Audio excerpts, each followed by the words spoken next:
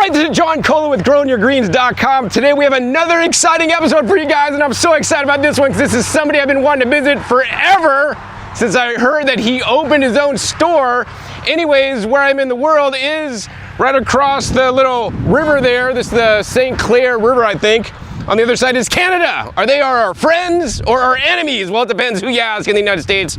To me, I love Canadians. They're my friends. The reason why I'm here today in the United States, just across the river from Canada, is because I'm at the M.I. Gardner Seed and Supply Store here. The address is 1426 Oakland Street. You guys don't understand. Like, I've known Luke since he was like a little pup. Like, seriously, a little pup. Like, he used to work for some, orchid company place in a greenhouse and make videos for them. And then he'd like watch my videos way back in the day when I started my channel 16 years ago. And to like literally see how he has grown over the years, not just in height and stature, but also his family. And more importantly, a family business here in Michigan. You know, I rarely get out to this side of the country, so I'm so excited to be here today to show you guys what he's growing here at his little store, and then I'll have a separate episode at his newly purchased farm.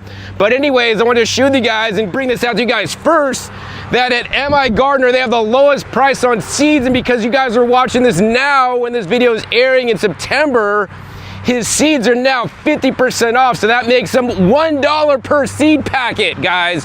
This is the best deal on seed packets for heirloom and non-GMO seeds you're gonna find anywhere. So if you guys wanna stock up now, buy the seeds that I'll show you guys inside. And if you guys order 20 packets right now at $1 each, $20 or more, it's free shipping on the seeds, guys. So I want you guys to buy your seeds for next year. Now, be forewarned, the reason why they are on sale right now is because all the seeds he's selling now are packed for 2025.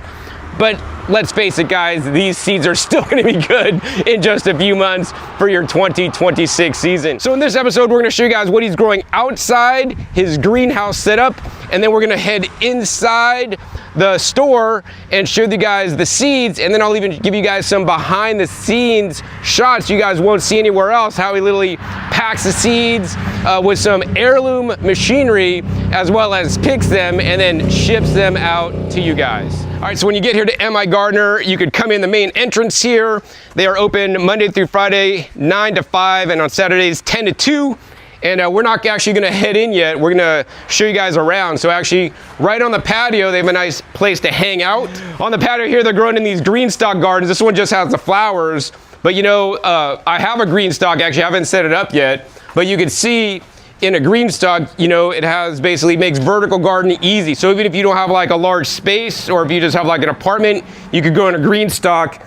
You know, they're on wheels, so you could turn it so they get different areas of the sun. This is planted out really nice. It has herbs on the top, including different basils, sage, has some cabbage that, you know, once again, this is being grown for show. But all these leaves are completely edible, and you can see here, Luke grows it all organically because we got some bug holes of chard, some lettuce down there that's bolting as well. You know, and then, you know, so I would prefer if you guys got one of these green stocks to grow things like the herbs and leafy greens. To me, they're a lot more valuable, but I know some of you guys don't eat your greens, but you should. So let's show you guys how Luke is actually growing fruiting crops in a green stock. So you guys can see in this green stock, he's got some marigolds that may help with bugs, but he's got lots of peppers growing, which is really nice. And then if we go close to the bottom, he's got some eggplants, which are doing good. And then look at these zucchinis, guys. These zucchinis are like growing out and hanging over. Look at that, he's growing the zucchinis in the green stock there. Crazy, and I think he even had some tomatoes on the other side. But yeah, the green stocks, you know, they are an amazing tool you can use to grow vertically. That being said, if you guys have like acreage, like personally, I would say don't waste your money on a green stock. You know, because if you have space, I would always build a raised bed first before I bought one of these. But you know, these are kind of nice. You could actually roll it in the winter time and kind of try to keep your plants alive using indoor lighting and whatnot. So I just wanted to show you guys this because he does have this as a gardening example, but I really wanted to show you guys some other ways he's growing here, including in containers as well as in some raised beds. All right, so you guys see behind me one of the first ways Luke is growing and started growing literally in raised beds. So he has his own Vigo M.I. Gardner raised beds that come in specific sizes that he loves to grow in, and I would concur One of the sizes is like a 4x4, which is like the perfect size for raised bed gardening. That's actually the size that I started out with myself, and would encourage you guys as first-time gardeners to start out as well. It's enough space to give you guys a lot of area to plant, but it's not too overwhelming. Slowly but surely keep adding on more raised beds over time, or if you're like me, you could just convert your whole front yard and build all raised beds and just grow big or grow home. Actually, we just want to grow bigger these days. So nonetheless, let's share with you guys some of the things that are growing here in Michigan right now. All right, so first up, I mean, probably one of my favorite plants to grow that I love even more than tomatoes, because I know a lot of you guys love your tomatoes, but I really love my peppers, and it looks like Luke does too. It looks like he likes these little pimento peppers. As you guys can see, this is like decorative to me. To me, this looks like a Christmas tree with all these little ornaments on here. And you know, I would encourage you guys, like, peppers generally sell for more money in the store than tomatoes. You ever shop for like peppers, like hothouse peppers? They're really expensive. So I encourage you guys to grow a lot of peppers. We're gonna go ahead and try this one.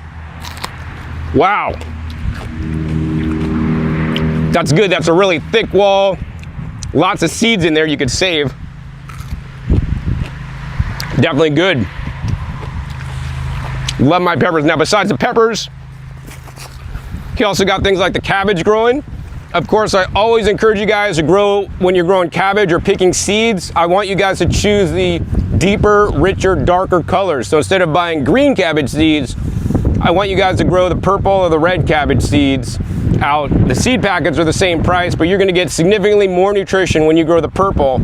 Plus, also, many people don't know this, because the plant is purple, think of it like a light-skinned person versus a dark-skinned person. Dark-skinned people are much less likely to burn in the sun. That's why the plant creates the anthocyanin pigments, so it can have protection from the sun as well as protection from other environmental factors, including pests. Of course, also he's growing the dinosaur kale, one of my favorite kales. This is probably the best kale to grow as the weather gets warmer. You know, this is like originally from the Mediterranean, super rich in nutrition. It has the isothiocyanates, which are good for cancer protection, as well as helps with liver detoxification. Then over here, he's got some Catskill Brussels sprouts. You can see them starting to sprout up right here, but they're kind of like opening. So, you know, like, here's the thing, guys. Like, I tried to grow Brussels sprouts so many times, I never get those Brussels sprouts like in the store. But am I mad or I'm upset? Absolutely not, because I don't really care about the stupid sprouts. I just want to eat the leaves, right? So I encourage you guys, even if your Brussels sprouts don't make the sprouts that you want, all these leaves are super delicious. They're equivalent to like kale or collard greens in nutrition. And you know, sometimes plants don't do what you want them to do. They do what they want to do, especially if you don't plant them at the right time, or you have an abnormally hot summer or whatever. So I want you guys always to roll with the punches no matter what happens when you are gardening. But remember, when you're growing leafy greens, right, unlike some fruiting crops, once a plant grows the leaves, you can pick and harvest the leaves. You don't have to wait for this to like make a flower and then get the flower pollinated, then make a fruit, right?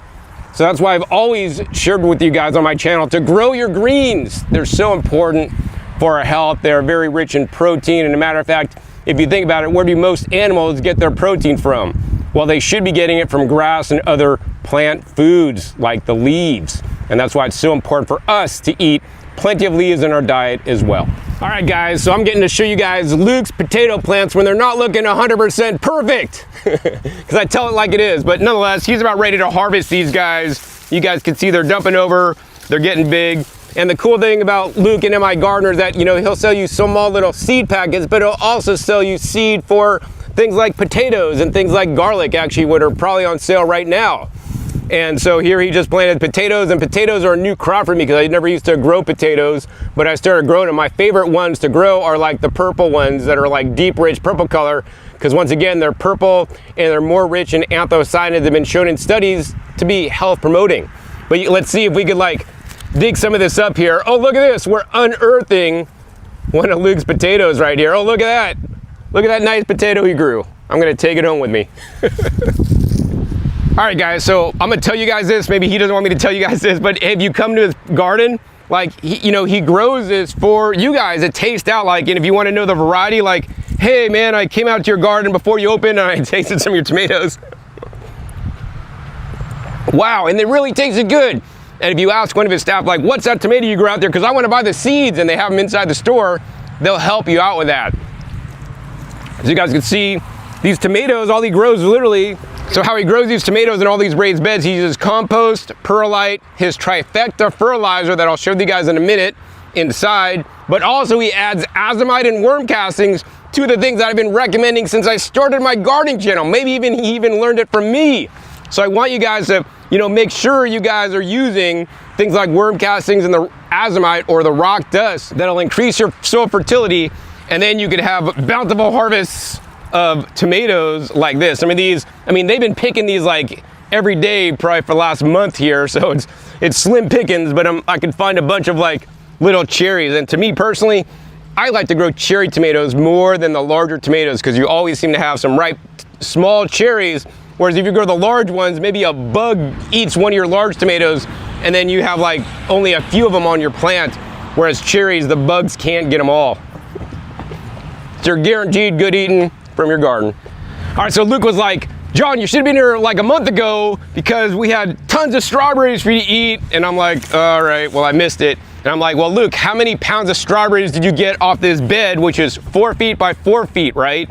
He's like, John, we got about 10 pounds of strawberries. Like, that's like a lot of strawberries. I'm like, yeah, that's a lot of strawberries, and that would have costed a lot of money in the store, and you saved a lot of money. But even better than the money you're saving from the store is that the quality from the strawberries in the store are garbage. Like, they're picked, they're shipped, probably from California, maybe even Mexico, depending on what time of year you're buying them.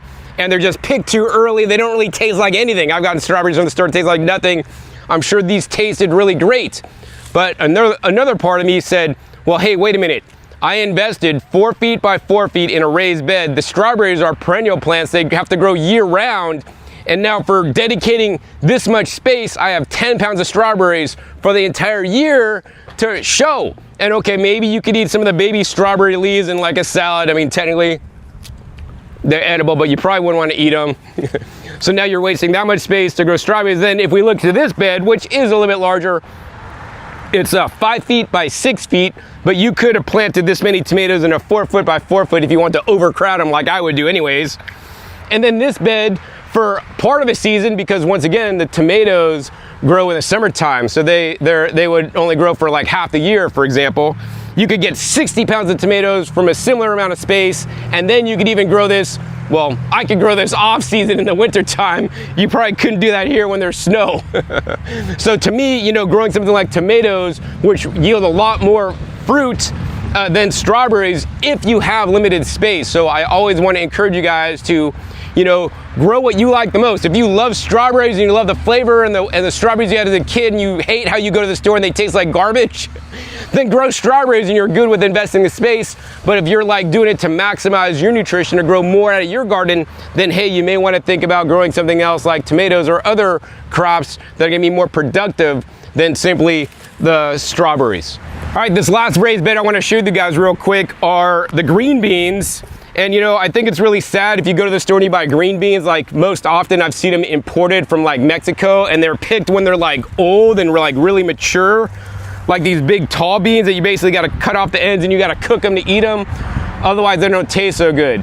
One of the joys of the green beans to me is when you get them and they're like just emerging out of the plant, so they're like little small babies like this, compared to like the larger green beans like this, right? I love to just snack on these little baby green beans right off the plant.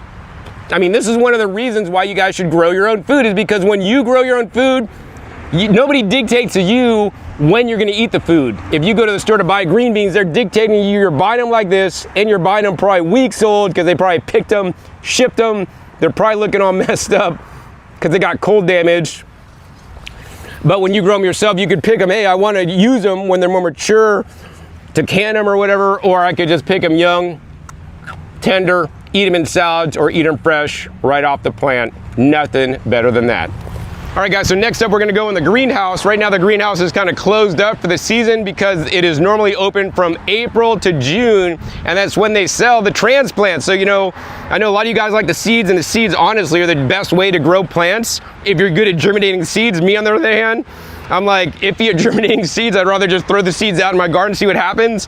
But that's why I personally buy a lot of my transplants. So if you guys want Luke to start your seeds for you and buy healthy plants, because that's always an easier way to start gardening than growing things from seeds, because if your seeds could get too leggy, they may not make it if you overwater, underwater, don't use the right seed starting mix. So anyways, he's selling the plants here from April to June, but now I want to go in after the fact to see what he's growing in the greenhouse. Basically what you're going to see inside is that he has some plants that didn't sell for the season, and then also he's doing a lot of experiments. He's also growing out plants. Also, this is kind of like a fun area for some of his employees to grow some food. So inside here, basically, you can see we have some of his plants that actually didn't sell, that if you were here at this time, they have nicer plants than these, but he's selling them for literally 75% off. That being said, when you come, they're probably not gonna be 75% off. They'll be at full price, because this is like way after the season when normal people would not probably buy these at all. But he's doing some different trials, you know, with different squashes, you know, in some of his fabric pots. And so that's cool. The cool thing about Luke is that, you know, like, he's been gardening so long, he's tried so many things, and he's tried other fabric pots, and like all the fabric pots he found out they dried out so quickly. So he's like, well, hey, I don't like how that fabric pot dries out so quickly. I'm gonna go out and find a supplier that could make me a fabric pot to my specific specifications with the right weave, the right thickness of the weave. Also, of course, with nice handles. I hate the fabric pots that don't have handles. The handles make it so easy to carry. I love the fabric pots more than the standard plastic hard pots, depending on your climate zone. So these ones are more thick. They don't dry out as quickly. Also got the nice handles. And so yeah, so we have these custom made for him, and while he does use them here to grow, you guys could also buy them on his website, migardener.com. All right, so you guys can see here, he's doing a trial with 10,000-year-old K-bean. That's just like the name of it. I don't know if they're really 10,000 years old, but he just put up this, you know, nylon trellis. And you know, guys, like this nylon trellis, do not underestimate it. I have videos, like links down below, like 15 years ago, I was using this to grow like melons. I grew melons up this, and this supported the weight of the melon when it was on, like, I made it on a PVC, like kind of arch thing. These days I use this nylon string trellis to grow the sweet potatoes up my wall of my house in Las Vegas. So it like covers my whole wall. So now the sun doesn't hit my wall of my house and heat up my house. So now my cooling, you know, costs are lower. And also I have lots of basically sweet potato greens to eat. So yeah, he's growing a lot of string beans. Oh, and he's got these guys. If you've never grown these before, you guys have to grow these. He sells the seeds for sure. And right now they're probably $1 a pack.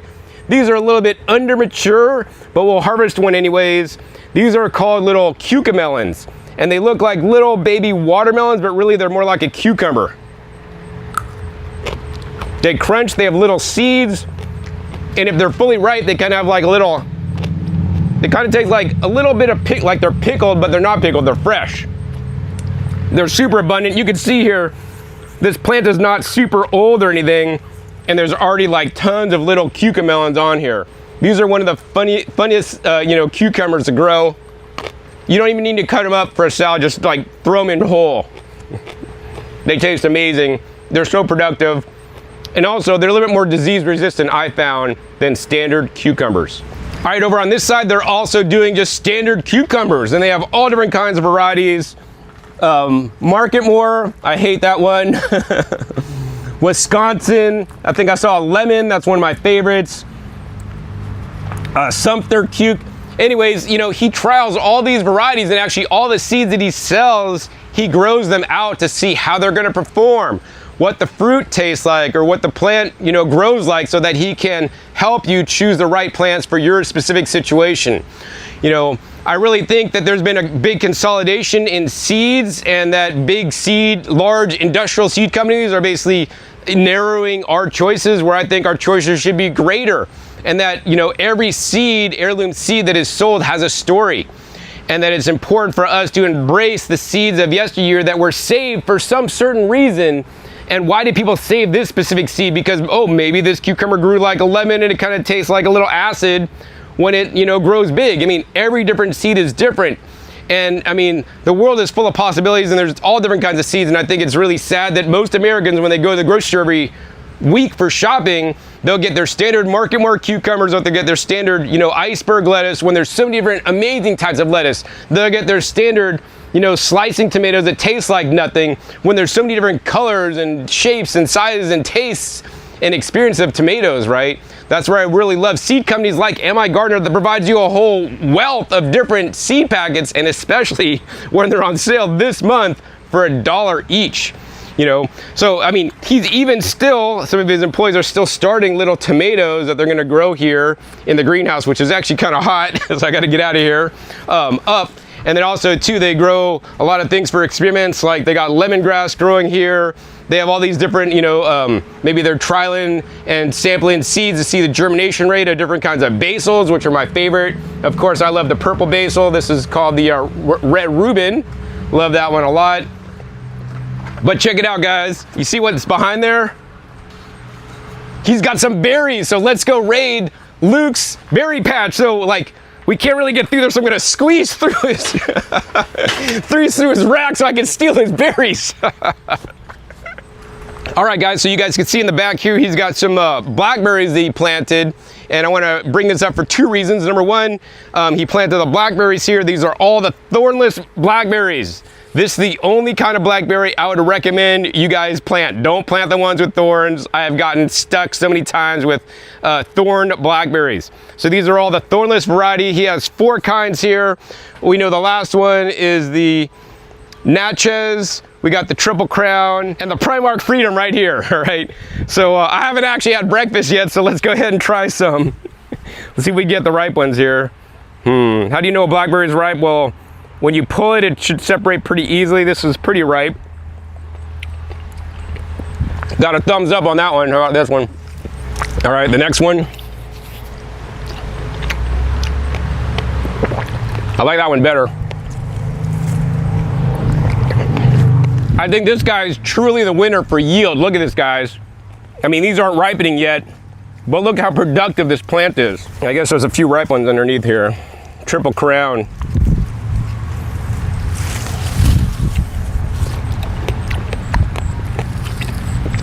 They're good too. You know what I would say? I would say is buy one of each of the varieties like Luke planted here, because then you'll know which one does best in your area, right? Because your area may be different than this area.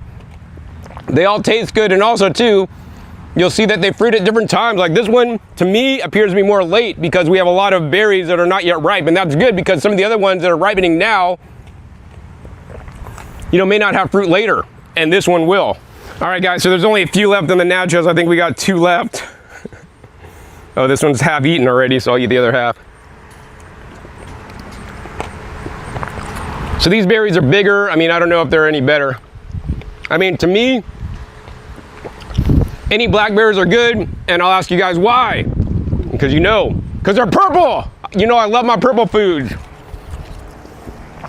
So I'm gonna go raid more of these blackberries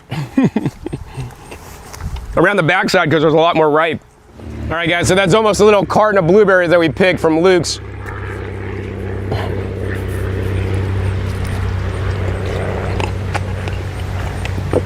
All of them out in one shot. So guys, one of the things I like to do is I like to learn from other gardeners besides me, right? So when I visit like Luke today, he's like, John, I planted these like blueberries, I don't know, a couple years ago, and they're really just not growing that good, right? Okay, so blueberries are a bit more difficult to grow than the blackberries. You need an acid soil and all this kind of stuff. And if you just throw it in the ground and expect it to grow huge, I mean, some of the plants looks like maybe they didn't do so good. Maybe they're not even alive anymore, right? And I know some of you guys love your blueberries, and hey, I respect that. I love blueberries too, but to be honest with you guys, blackberries are far more nutritious. They have a lot more anthocyanin content than the blueberries. And the other thing I want you guys to notice too is this: if you have tons of space, yes, experiment with some blueberries because you love them. But if you guys just want to grow some food and eat from your property sooner rather than later, right? I will say blackberries are way easier to grow than the blueberries. Look at this. I mean, think about it. Blackberries grow like wild, the thorn varieties, which you don't want to grow, just like on the sides of rivers and streams where I'm from. But you can see these guys just push out canes, vigorous growth. Also, of course, you could eat the baby tender leaves, or of course are edible. You could also make teas out of them.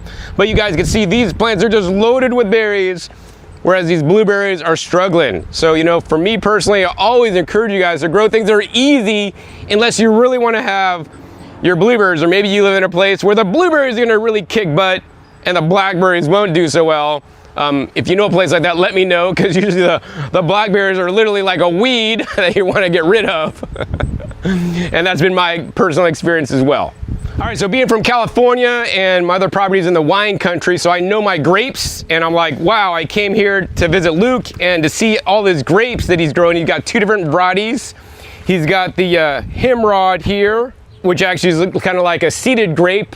And then he's got the St. Croix grape back there. I was like, wow, he's actually growing grapes. So he chose these grapes like I would choose grapes on the flavor and the sweetness. He's growing these actually for the pest resistance and disease resistance, because he visited a winery locally that was growing these 2 varieties and they did well for them. So, you know, these are ones that have been easy for him to grow. He's got some grapes down here. You guys can see they're looking pretty good. Now, these are not table grapes, guys.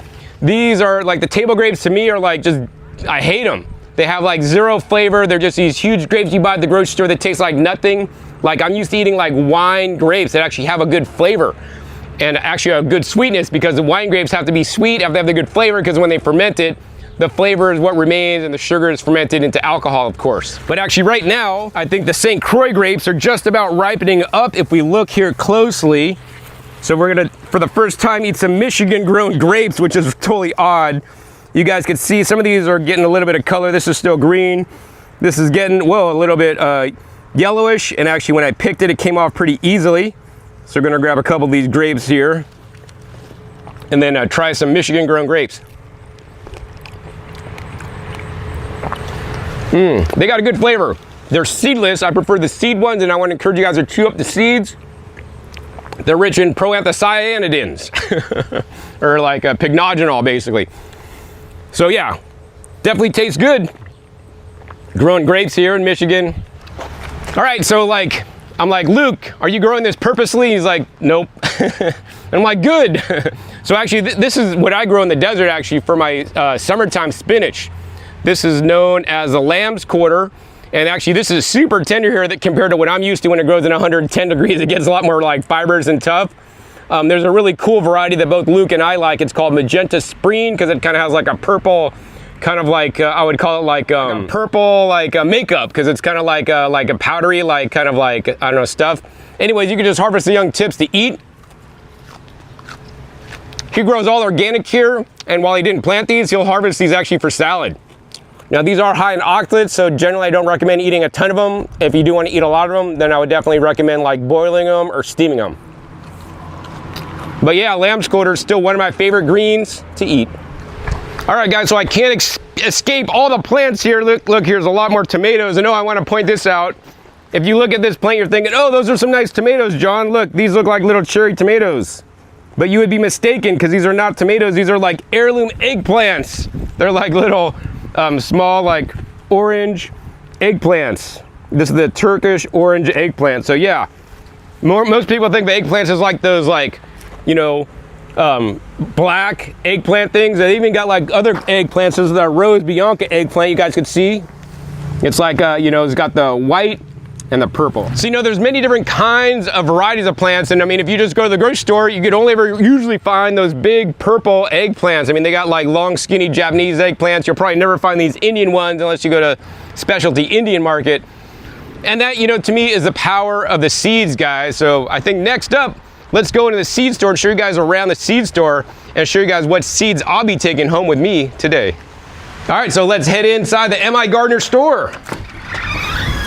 All right, it's a lot cooler in here for sure. All right, so first up, I'm gonna give me a basket because I'm gonna get a lot of seeds today. But before I actually share with you guys the seeds, I wanna show you guys, you know, just around this store here, right? You know, Luke has a lot of products that he just resells, but also he has some specialty products that he either creates himself or gets made to his specifications, such as those fabric pots that you guys saw earlier. Of course, you know, one of his claim to fame, and actually you know, one of the first times I interacted with Luke was when he made his Trifecta fertilizer, like, I don't even know, 15 years ago. He sent me like a bag of Trifecta fertilizer. It looked like it was like a hand-printed label from his printer out of his garage or something. These days, he's got a lot more pro. Look at this. This is a Trifecta Plus fertilizer for organic gardening that he's been perfecting over all these years. So the Trifecta fertilizer is basically a 5, 10, 14. This is an all organic. This does have all kinds of really good ingredients in it. This is not a vegan mixture. I know some of you guys may not be concerned with that. It does contain bone meal and blood meal. And you know, the community, Luke's community spoke out and said, hey, Luke, we want something that doesn't have the bone and the blood meal because that's like associated with like slaughterhouse animals, and those products can be contaminated, right? So he's like, no problem. For those of you guys that don't want to use the slaughterhouse contaminated products, then you guys could get the Vigagrow. So I'm really happy that actually Luke has this option for people. And look at this. This is a 5, 10, 4. This is a 5, 3, 6. So that's pretty similar. And this is basically a vegan version that contains no products from the animal slaughterhouse. So I know a lot of you guys and their conscience may be better with this. And this is the product that I personally would prefer to use between these two. So yeah, because I mean, I know Down to Earth used to have a vegan like fertilizer that they discontinued from what I hear. So I'm glad that Luke has a similar product that's gonna work great in your garden for those of you guys that are concerned about that. Of course, he also sells other different products such as the humic acid, separate blood and bone meal, Bulb Plus, Epsom salt, azomite, worm castings, and a beneficial bacteria booster and root enhancer that he'll sell. Like these are all in basically like packs that's easily shippable, right? I think for me, the most valuable one would be either the Trifecta or the Vigagrow personally. I might source some of these other things somewhere else and maybe a little bit more cost effective. Of course, he also sells the Trifecta in the larger pack. All right, next up, he also has some soil blockers, you know, and I've seen soil blockers like all over the place, but you know, Luke has used many different soil blockers over the years, maybe over a half dozen actually. And over the years that he used them, he like found that like, oh, I like this about this one, I don't like this about this one. And like, he didn't find like the perfect one. So actually he found a manufacturing partner that would make it to his specifications. So it has a nice spring. It also has a nice little divots here in the bottom. So it has like a little hole you could put the little seeds in. This also has like a nice plastic dip on here. So it's not like, it's gonna be soft when you have to like, you know, push this thing down. And so yeah, so he had these built to his specifications. So they're, you know, I would think they're of definitely higher quality than just some standard ones. Also, you know, these are ones that he uses himself. And he's been gardening for a long time himself, so I definitely trust him that he has probably some of the best soil blockers out there.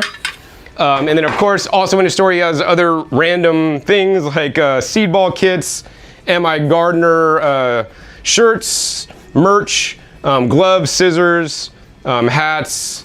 I know, oh, his book. Look at his book. Look at that handsome guy there. He wrote that a long time ago. It looks like a kid. Well, he still is a kid to me. But yeah, the Autopilot Garden, a guide to hands-off gardening. And that's what I tell you guys. I mean, in this episode, I shared with you guys like, hey, you guys want to have hands-on, like grow blueberries, or you guys want to grow hands-off, like the blackberries are totally super abundant, right? So that's the kind of tips you guys are going to find all in his book. And I really like, actually, I just flipped by the page that said remineralization, because remineralization is a part of having a hands-off garden. Because when you create a good organic matter, good microbes, good bacteria, good different soil nutrients, such as the minerals, right? You could walk away from the garden and it's basically going to be self-sustaining versus like trying to keep throwing fertilizer, which is the normal way to garden. So all the tips are in the book here. He also has, of course, a garden planner for those of you guys that like to do planning. He has different kinds of organic sprays like copper, neem oil, whatnot. Even has some mushroom growing kits, his garden tape, and other little accessories here. But I think the creme de la creme of this whole place are the seeds, which we'll get into in a minute. But before I do that, I want to talk about these guys. You know, one of the things I hate in gardening are all the stupid little plastic trays that are literally disposable. These black plastic trays, not these ones, but the ones that are super thin, they're designed to crack, to break. They're really inexpensive. You need to basically throw them away and then buy new ones, right? So I'm so glad that Luke here, because he sells the seeds, you guys could also throw these into your order at the same time. This is actually some of the best seed starting pots and containers you guys could grow, and this is the Bootstrap Garden products. So you guys can see these trays, right? These trays are like super thick and durable. These are actually the trays I like to grow microgreens in because of the half height.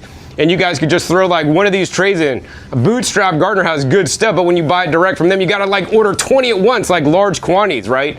Lucas set up so that you just order 1 or 2 trays, or some of these other little seed starters that make it easy to get your plants out because they got holes in the bottom, so like you could just poke your finger through there, right, to basically pop your plant out instead of trying to squeeze these things and then damaging your container, and then you got to throw them away.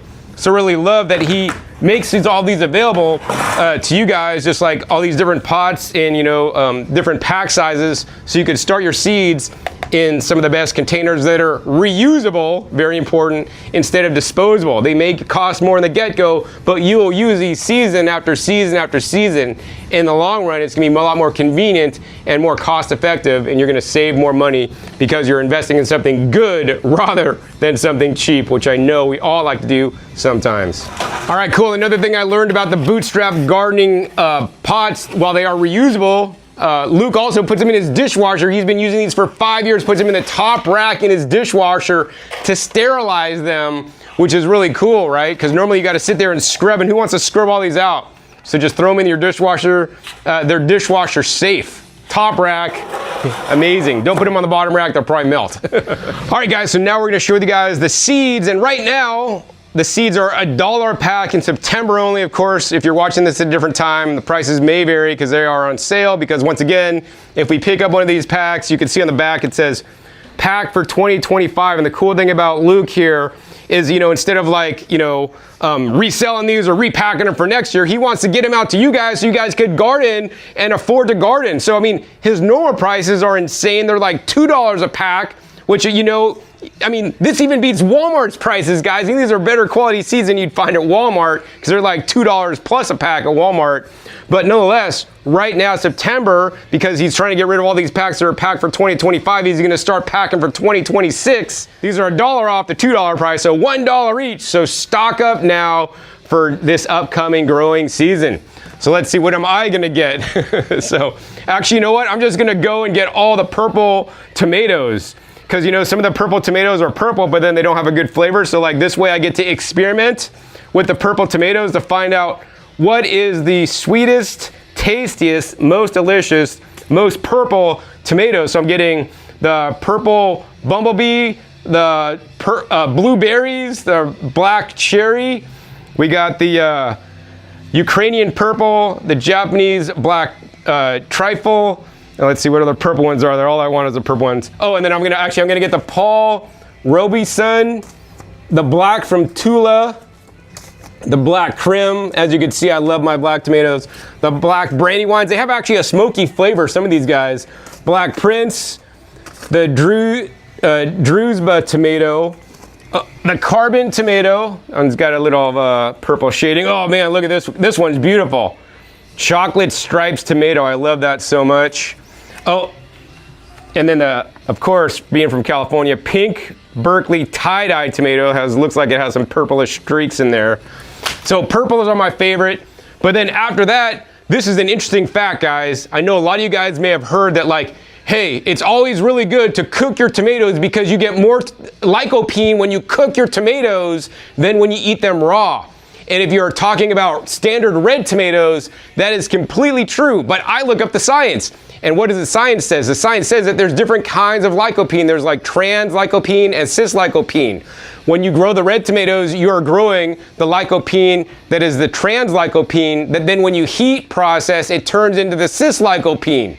And I know you guys didn't think you're gonna science experiment this video, but the thing is, when you grow the yellow tomatoes, and not every yellow or orange tomato has the cis lycopene directly. So if you guys wanna get higher lycopene uptake and not cook your tomatoes, you could actually get more lycopene from some of the heirloom yellow and orange tomatoes raw. Don't cook them. Don't cook your yellow ones. Eat them raw. Maybe the red ones are better to cook. But if you guys get the yellow ones, like, we'll get some yellow and orange ones today. Actually, I know the persimmon tomato had it. The Amana tomato had it. Let's see. I don't know. I mean, because yellow could be from beta carotene or could be from the cis lycopene. So what am I going to do? I'm just gonna shotgun and get a bunch of the orange and yellow tomatoes so that I know I'm gonna have the cis lycopene and I could eat my tomatoes raw and get more lycopene than even cooking the red ones. So yeah, we got the Jubilee, Dr. Witchy's yellow, the yellow stuffer, the beefsteak yellow, Brandywine yellow, Sunray, Jubilee, Brandywine yellow, Kellogg's breakfast, gold medal, orange oxheart, pineapple tomato, Amana, persimmon, and azochaya. Now, of course, I can't stop here. Oh wait, I didn't get the pork chop. Look at that. Pork chop tomato. Actually, that's kind of a striped one. That's beautiful. Can't stop there. I gotta get one more. As you guys can see, I'm actually avoiding red tomatoes. But this one's one of my favorite tomatoes of all times. You guys have to grow this. But the flavor is excellent. The green zebra, that is always has a place in my heart. I love the green zebra. All right, so some of my other tomatoes are the cherry tomatoes that I like so much, and Luke has a whole variety of different kind of cherry tomatoes. I don't know, I mean, there's so many kinds. Which one you grow? That's a good question. Once again, I'm gonna go for the yellow orange one. So one of the cool tomatoes is the Tropical Sunset. This tomato is kind of rare. You don't find this too often. And that's the cool thing about Luke is he'll go out of his way to find this, some of the, crops that are not found other places. And I know this is definitely one of them. The other thing is that, these are sold for gardeners. These aren't sold for like farms. Farms shouldn't come to MI Gardener and buy their seeds because these are sold in pack sizes that are realistic for home gardeners, right? This seed packet, right, has actually only 10 seeds, which is not a lot of seeds. And that's because, these seeds cost more money, so we can't put as many in a pack. Of course, there's other seed packets, like if we pick up the pineapple tomatillo, which I would also recommend you guys to grow. I call this the Cape Gooseberry. This stays alive year round in my Zone 9 greenhouse, right? This one actually has 50 seeds. So if you're really tight on money, you're like, I want to get the best value, man. Hey, go for the seeds that have a lot higher pack count or seed count than the lower. That being said, for me, the count is not important because how many tomatoes you're going to grow anyways, right? You're not probably going to grow more than 10 of one kind. You're going to grow, 2 of these, one of these, right? So yeah, I love this. And also, of course, $1 a pack right now, guys, you're not going to find seeds any cheaper. All right, so I'm here at the next rack, and this next rack is basically mostly herbs with some random fruits there, and then basically the cut flowers. So we're going to start out with the herbs. So for me, one of my most important herbs that I grow in the desert because it grows so well, so easily. It loves the heat, and as things get warmer, right, this plant is gonna be easier to grow for you guys in the summertime. It is basil. And at MI Gardener, they have like, I think 15 kinds of basil. So I'm gonna get one of each. This is the dwarf Greek basil, the Piccolino basil. It's like the spicy globe basil. We got the standard Genovese basil, and that's what I want to show you guys. Look, if you guys buy the Genovese basil, right, you guys are going to get 500 seeds, right? But if you get like the holy basil right here, which actually I prefer more than the Genovese, I really hate the Italian basil. It's just so common and normal. If you get the holy basil, which is one of my favorite, it's more intensely flavored, strong, medicinal, you get 100 seeds, all right? Don't let that dissuade you. The lime basil, I heard the lime basil is particularly good if you just basically finely chop the lime basil, put it on top of watermelon, and then drip some lime juice on your watermelon. You guys all got to try that. I got to try that when this grows out. We got the blue spice basil. We got the cinnamon basil. I love the taste of cinnamon basil. And then we got the Thai basil. I learned that the Thai basil is a little bit more cold tolerant than some of the other basils because some of the other, like the Italian basil will just like croak out, but the Thai basil will hang on a little bit longer if it gets colder. And then we got the lemon basil. So we got a lemon and lime basil now. We got a licorice basil, right? Do not underestimate the basil. Of course, my favorite basils are the red Reuben because of the nice purple leaves. Also the dark opal basil.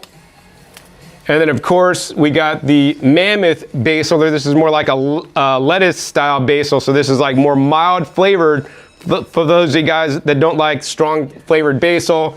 And then I think the last one we got is the Italian large leaf. Once again, this is another count of 500. So I'm getting lots of seeds here, guys. And right now, if you guys want to buy seeds, Get them from Luke, $1 a pack. Buy 20 of them, you get free shipping. You're not gonna get a better deal anywhere else.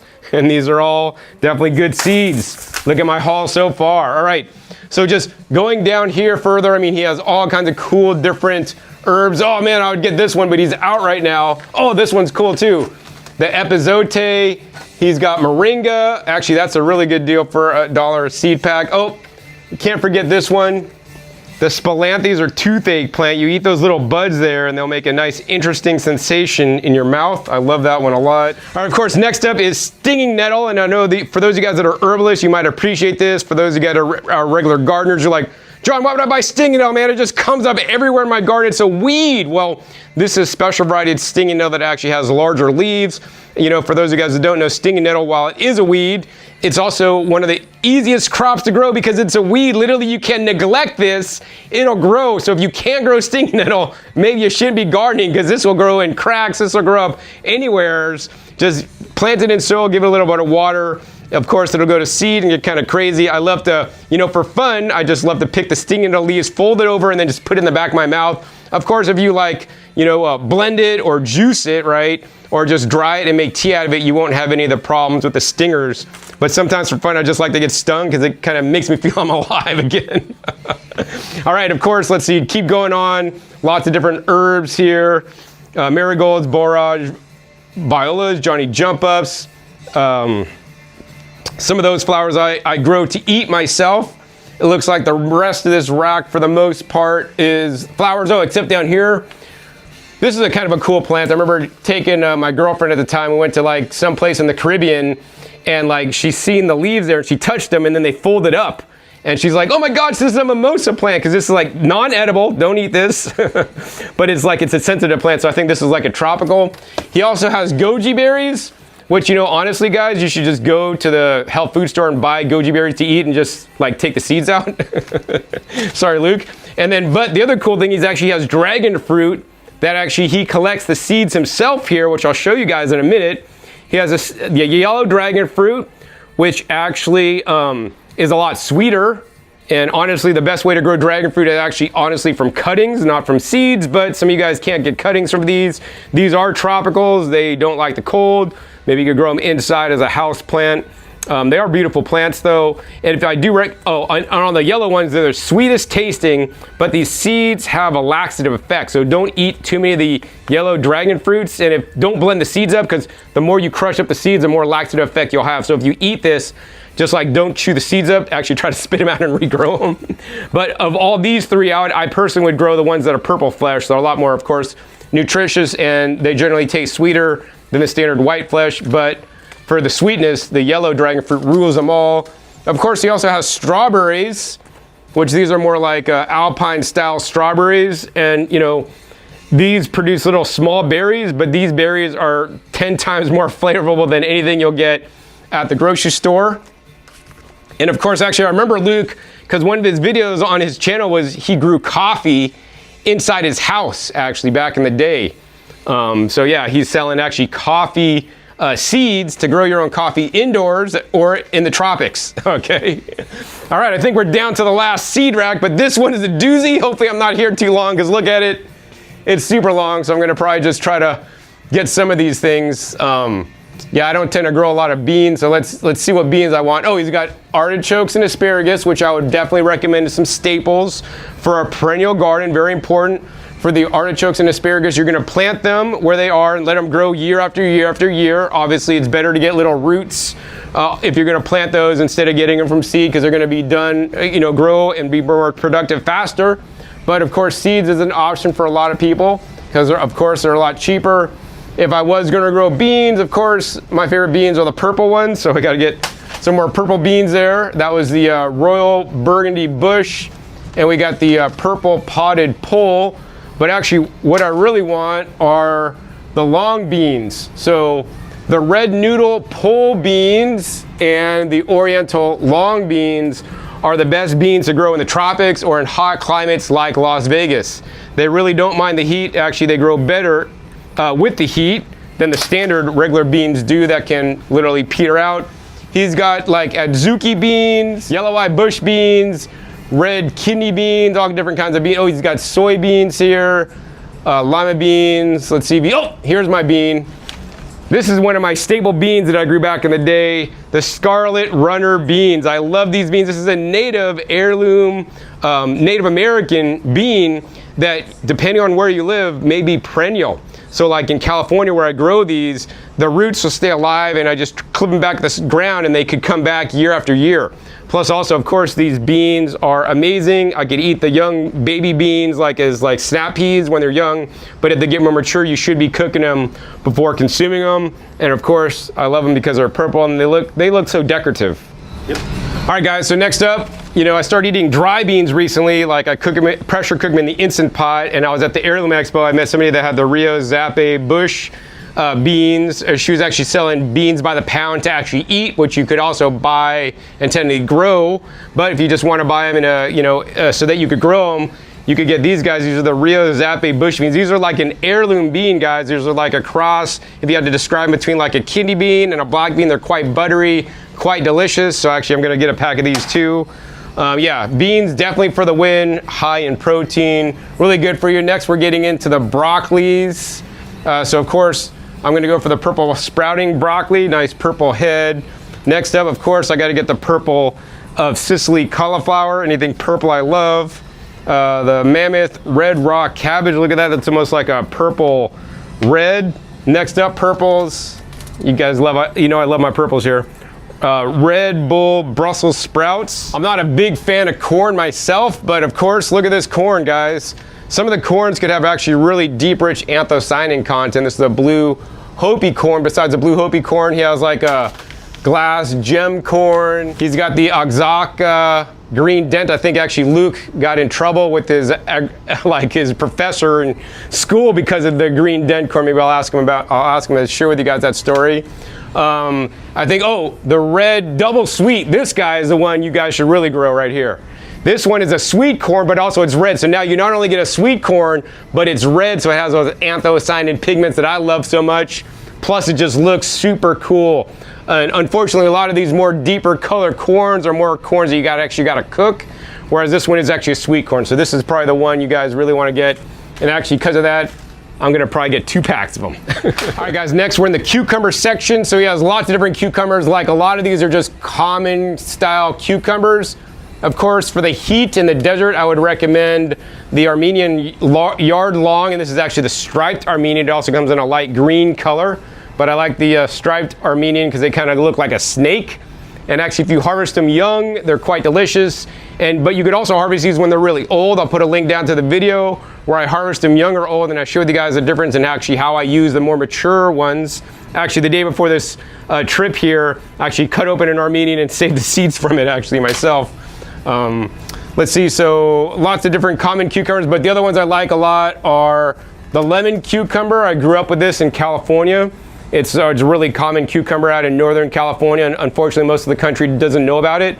This is a really nice cucumber. It's more like a roundish cucumber, really delicious flavor. Kind of gets a little bit sour when they're older. If I remember, I put a link down below from a long time ago where actually I pickle these or lactic acid ferment them. And of course, the other cucumber I'll talk about, 2 more actually, is the cucamelon. So you guys saw this in the greenhouse. I still love these little cucumbers. They're a lot more tolerant of the weather, a little bit more cold, more cold tolerant too. And then I just saw this one here. I love things that are oddities, and this is like an oddity. This is like the little potato cucumber. So if you look at the skin there, it almost looks like it's potato, like it's rusted, guys. That's crazy. I haven't ever tasted one of these yet, but this looks more like a lemon cucumber style. So I gotta pick up one of those too. And then going to the eggplants. Once again, the eggplants for me do really well in the desert. And they got standard eggplants, long purple eggplants, little finger eggplants. Actually, I'm growing the little fingers this year. We're gonna get the Casper because it's white. It's a little bit unique. I gotta get the Turkish orange because it's just orange and just totally different than any other eggplant. And then let's see, then we go to the amaranth and the chia, the triticale, broomcorn, rice, sesame. We got the okra. All right, gotta stop on the okra. That's another crop, guys. Okra is underestimated. It's so good for our digestive system. Also, it really loves the heat. It's, if you have problems growing things in your heat like I do, okra and eggplants grow better, way better than tomatoes, and then peppers grow still better than tomatoes, but okra and eggplants grow the best. So I gotta get the red burgundy, which I actually am growing this year, but this is a new variety that I haven't seen before. This is called the Hill Country Red, so it's kind of like mottled red. And then of course he has a standard Clemson Spineless, which is the most common variety, but then I haven't seen this one before actually, the Long Pod Perkins. We don't get that where I live. And then he's got some clovers, and then also too, I want to encourage you guys, you know, in the spring or summer, you guys could grow this. This is like one of the most popular salad greens in Europe. You could just go to any grocery store and find the mosh or corn salad for sale. I love this green. It's like, it comes up in the winter time when not many other things are growing. It loves the cold weather. And it just tastes so, it's like so delicious. Like it has a nice buttery flavor. I'm so glad he is selling that. Oh, and then this one, the Shinguku. Actually, I got to get like 4 of these actually. This is how much I like this one. This leafy green tastes like no other leafy green. Of course, this plant will also make some edible chrysanthemum flowers, but it's grown for the green, very popular in like Asian cultures, but Americans wouldn't really know it. But you guys got to grow this green because like it's also, I grow this over the winter time. It has just like such a unique flavor that I love so much. So I'm glad he sells that because it's not quite common. Oh, and then he has also another, he has another mosh, a Vit mosh. All right, guys, next up we're with the zucchinis, and actually I want to get this one. This is a koozie squash. So if you have like problems with squash bugs, this maybe is a solution, because this is not like a traditional standard squash that we would know. It's a little bit different variety, but you can see these grow really long. So I'm going to try this because I've never seen this before. But the best-selling variety here is actually grown here in the Midwest. Actually, I'm gonna get 3 of them actually myself. This is called the Bianca di Treste. This is actually grown in Indiana. The grower grows these in Indiana for M.I. Gardner here. And these are the sweetest, most butteriest, most productive squash that Luke sells here, right? So this is the one you definitely want to try. I've never seen this variety before myself. So while they're on sale for $1, you guys get a pack or 2 to grow next year.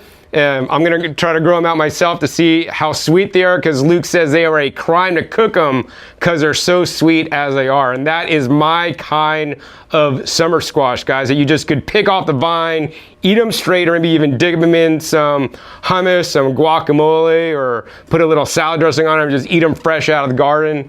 The best way to go. All right, guys, so next up on this rack are basically more winter squashes, which I would recommend you guys grow here in the Midwest, because you guys, you know, get snowed out in the winter time. So if you guys grow these in the summer, they get the size, you could store them through the winter and still eat out of your garden instead of buying things, you know, imported outside the country, even from California during the winter. If you guys grow your own different kind of winter squashes, which Luke has a huge selection from. Actually, one of my favorites is the honey nut. Actually, I think that was kind of bred more locally here. They tend to be a bit sweeter. I also like the kabochi squash, another common one. Oh, and actually this one I gotta get. I haven't grown this in like many years. I'm so glad Luke has these seeds, because this is not a very common seed. Now, this is a pumpkin. You could grow the Kakai pumpkin, which you can cook and eat like a pumpkin. You could also eat it raw. But more importantly, the Kakai pumpkin actually has the hulless seeds, or the pepitas. And I actually have a video down below, probably back memories of growing the Kakai pumpkins like up a nylon string trellis, actually. I remember that. And I just harvested all these pumpkins out, all these pumpkin seeds that tasted nothing like the stupid ones from the store that are like imported probably from Mexico, right? These taste amazing, so I definitely would recommend you guys grow some of these Kakai pumpkins, man. I have fond memories of this from growing it from many years ago. And then, of course, aside from the different kinds of standard pumpkins you could grow for, of course, Halloween, jack-o'-lanterns are just to eat because they are all edible.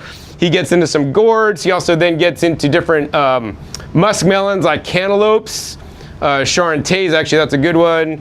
Green flesh honeydew, I like that. That's a more common melon.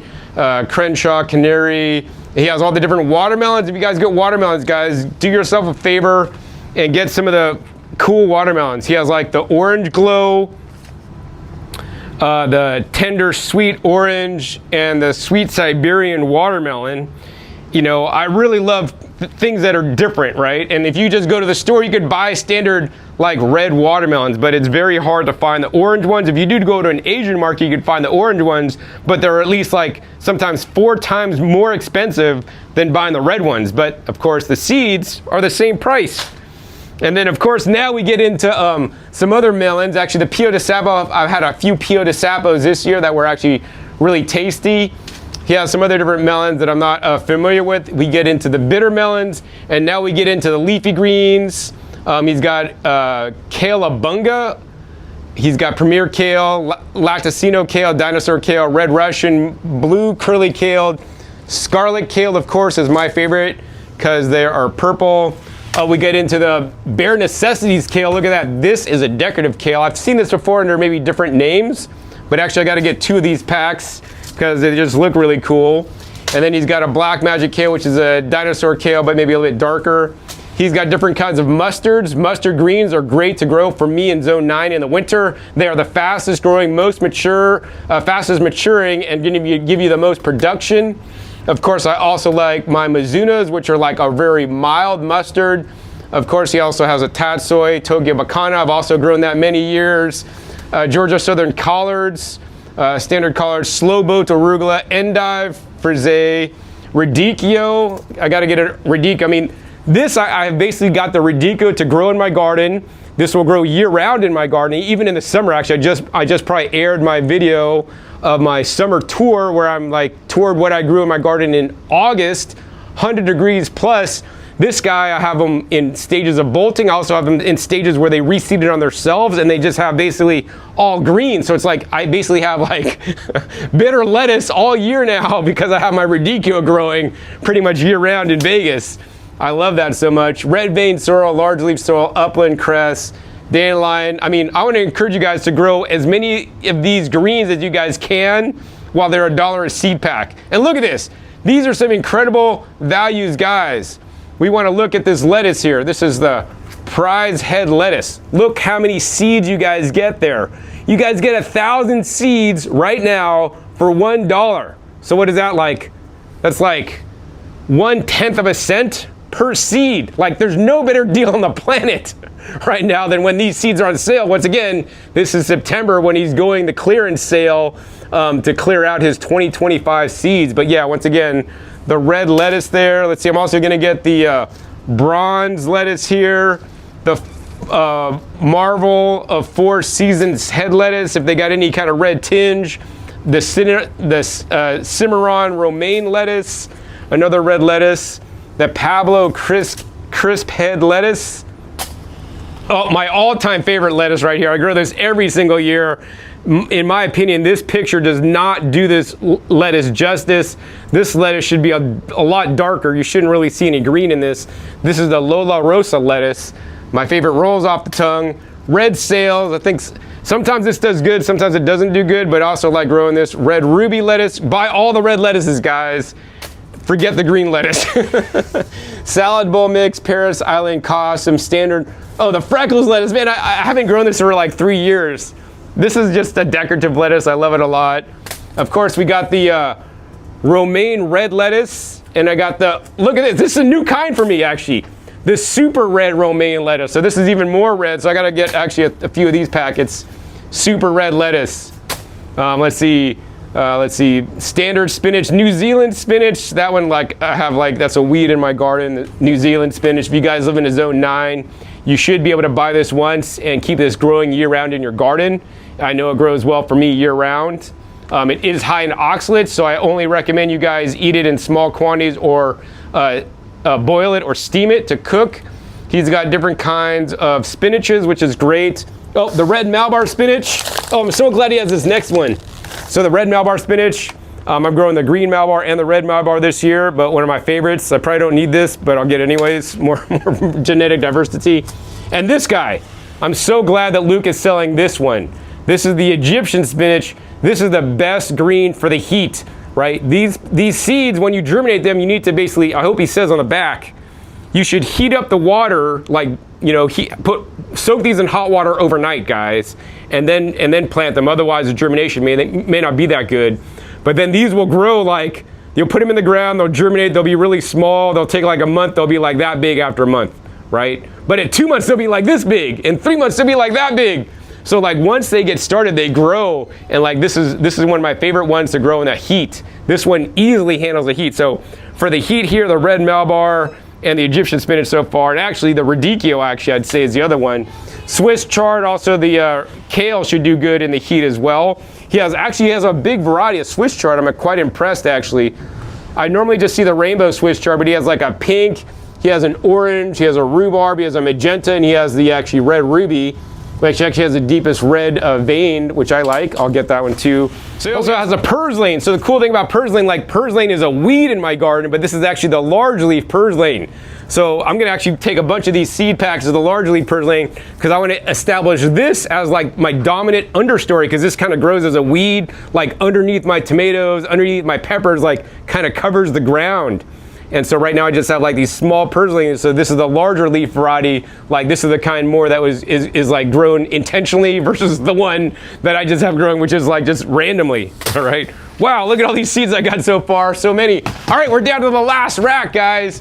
So now we're down to the peas. We got all different kinds of snap peas and shell peas. So of course, gotta get my favorite. Actually, this is an interesting one. It's actually the blue shelling snow pea. I don't know if I've grown snow peas that are like the purple pod, but I don't know if they're this variety. Hopefully these are gonna be sweeter. He's got all different kinds of different snow peas and snap peas.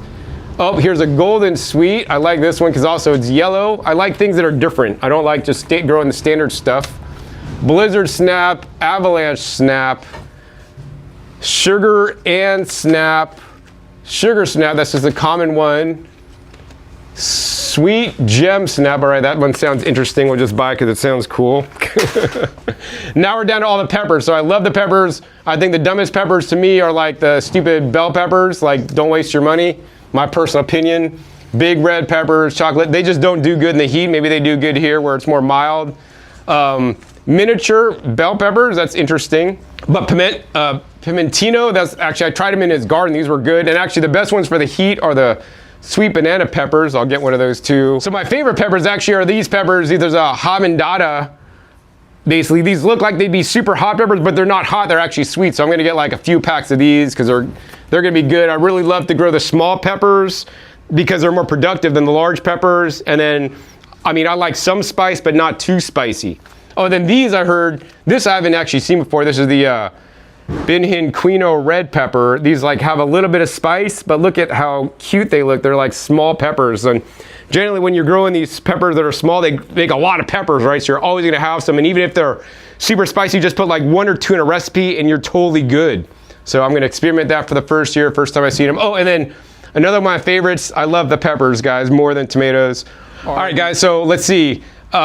Normal people like to grow the jalapenos, but actually I like these ones, which are the nadapinos. So they look like jalapenos. They harvested these when they're green, but I like to wait till they're red. So we're gonna get a couple of these packs here. These are actually the no heat jalapenos, believe it or not, right? So they still have the flavor of a jalapeno, but 0 heat. So that's my favorite. And then also too, if you want it like not as hot as a jalapeno, I've also grown these many years. This is the Tam jalapeno. So they're like a little bit of heat, not as much as a standard jalapeno. Let's see here, what else they got? Tabasco, firecracker, chili dollar bowl, lemon drops, serranos. This is cool, pumpkin spice jalapeno. So they're like a yellow ripening versus like a red ripening. Cayennes. And then of course Luke has some hot peppers, Jamaican yellow mushrooms, Caribbean orange, and of course one of the super hottest ones are the boot jolokia peppers.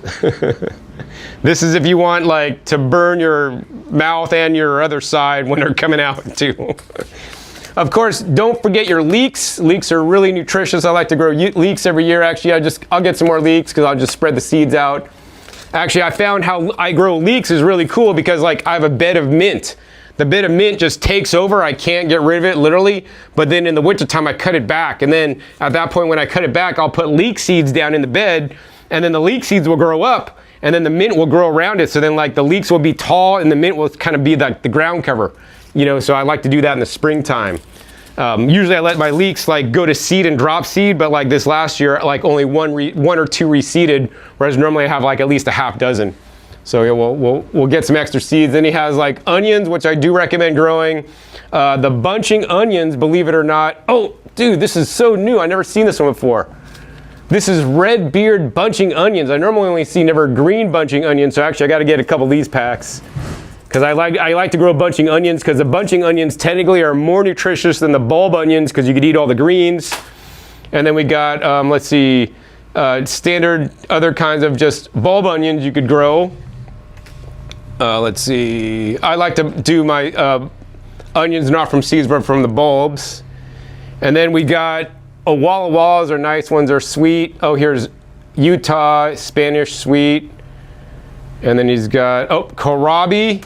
Excellent winter vegetables to grow. Rhubarb. He got the radishes. So he's got the standard radishes. What are the seed counts? 250 on the radishes. Oh, and then, of course, guys, if you guys are going to get radishes, get something like these. The watermelon radishes, they're like red on the inside, so they look a lot more decorative, and they're more nutritious. And then, let's see here, white icicle. Oh, then you got parsnips, which is cool. That's a forgotten crop. Not many people grow rutabagas and turnips. Let's see. Oh, he's got peanuts, jicama, beets, carrots. Oh, you know I got to go for the purple carrots here. Oh, and then even better than the purple carrots are the black nebula carrots. So look at the difference on those. I want you guys to grow the black nebulas. They're deep, rich purple. Oh, and the atomic red too. Like, I really love things that are just totally different than the normal, like, orange carrots that I think are pretty stupid. And then this is another one you guys got to get. Like, this one I've basically got naturalized in my California garden. It comes back with a vengeance year after year. Every winter time I have so much of this Claytonia or miner's lettuce, which I don't need to get because I have seeds just dropping out of my planters everywhere. Another cool one I'm growing actually also is a shiso in my Vegas garden. This one grows, the shiso really loves the heat. It's kind of like related to the basil. All right, so yeah, so we ended at the red shiso, guys, and check it out. I'm gonna bring home all these seed packs from M.I. Gardener today. And you know, I'm bringing all these home, but you guys don't have to be here to get these amazing deals, right? M.I. Gardener, if you guys order $20 or more, you guys are gonna get free shipping. So that is right now in September.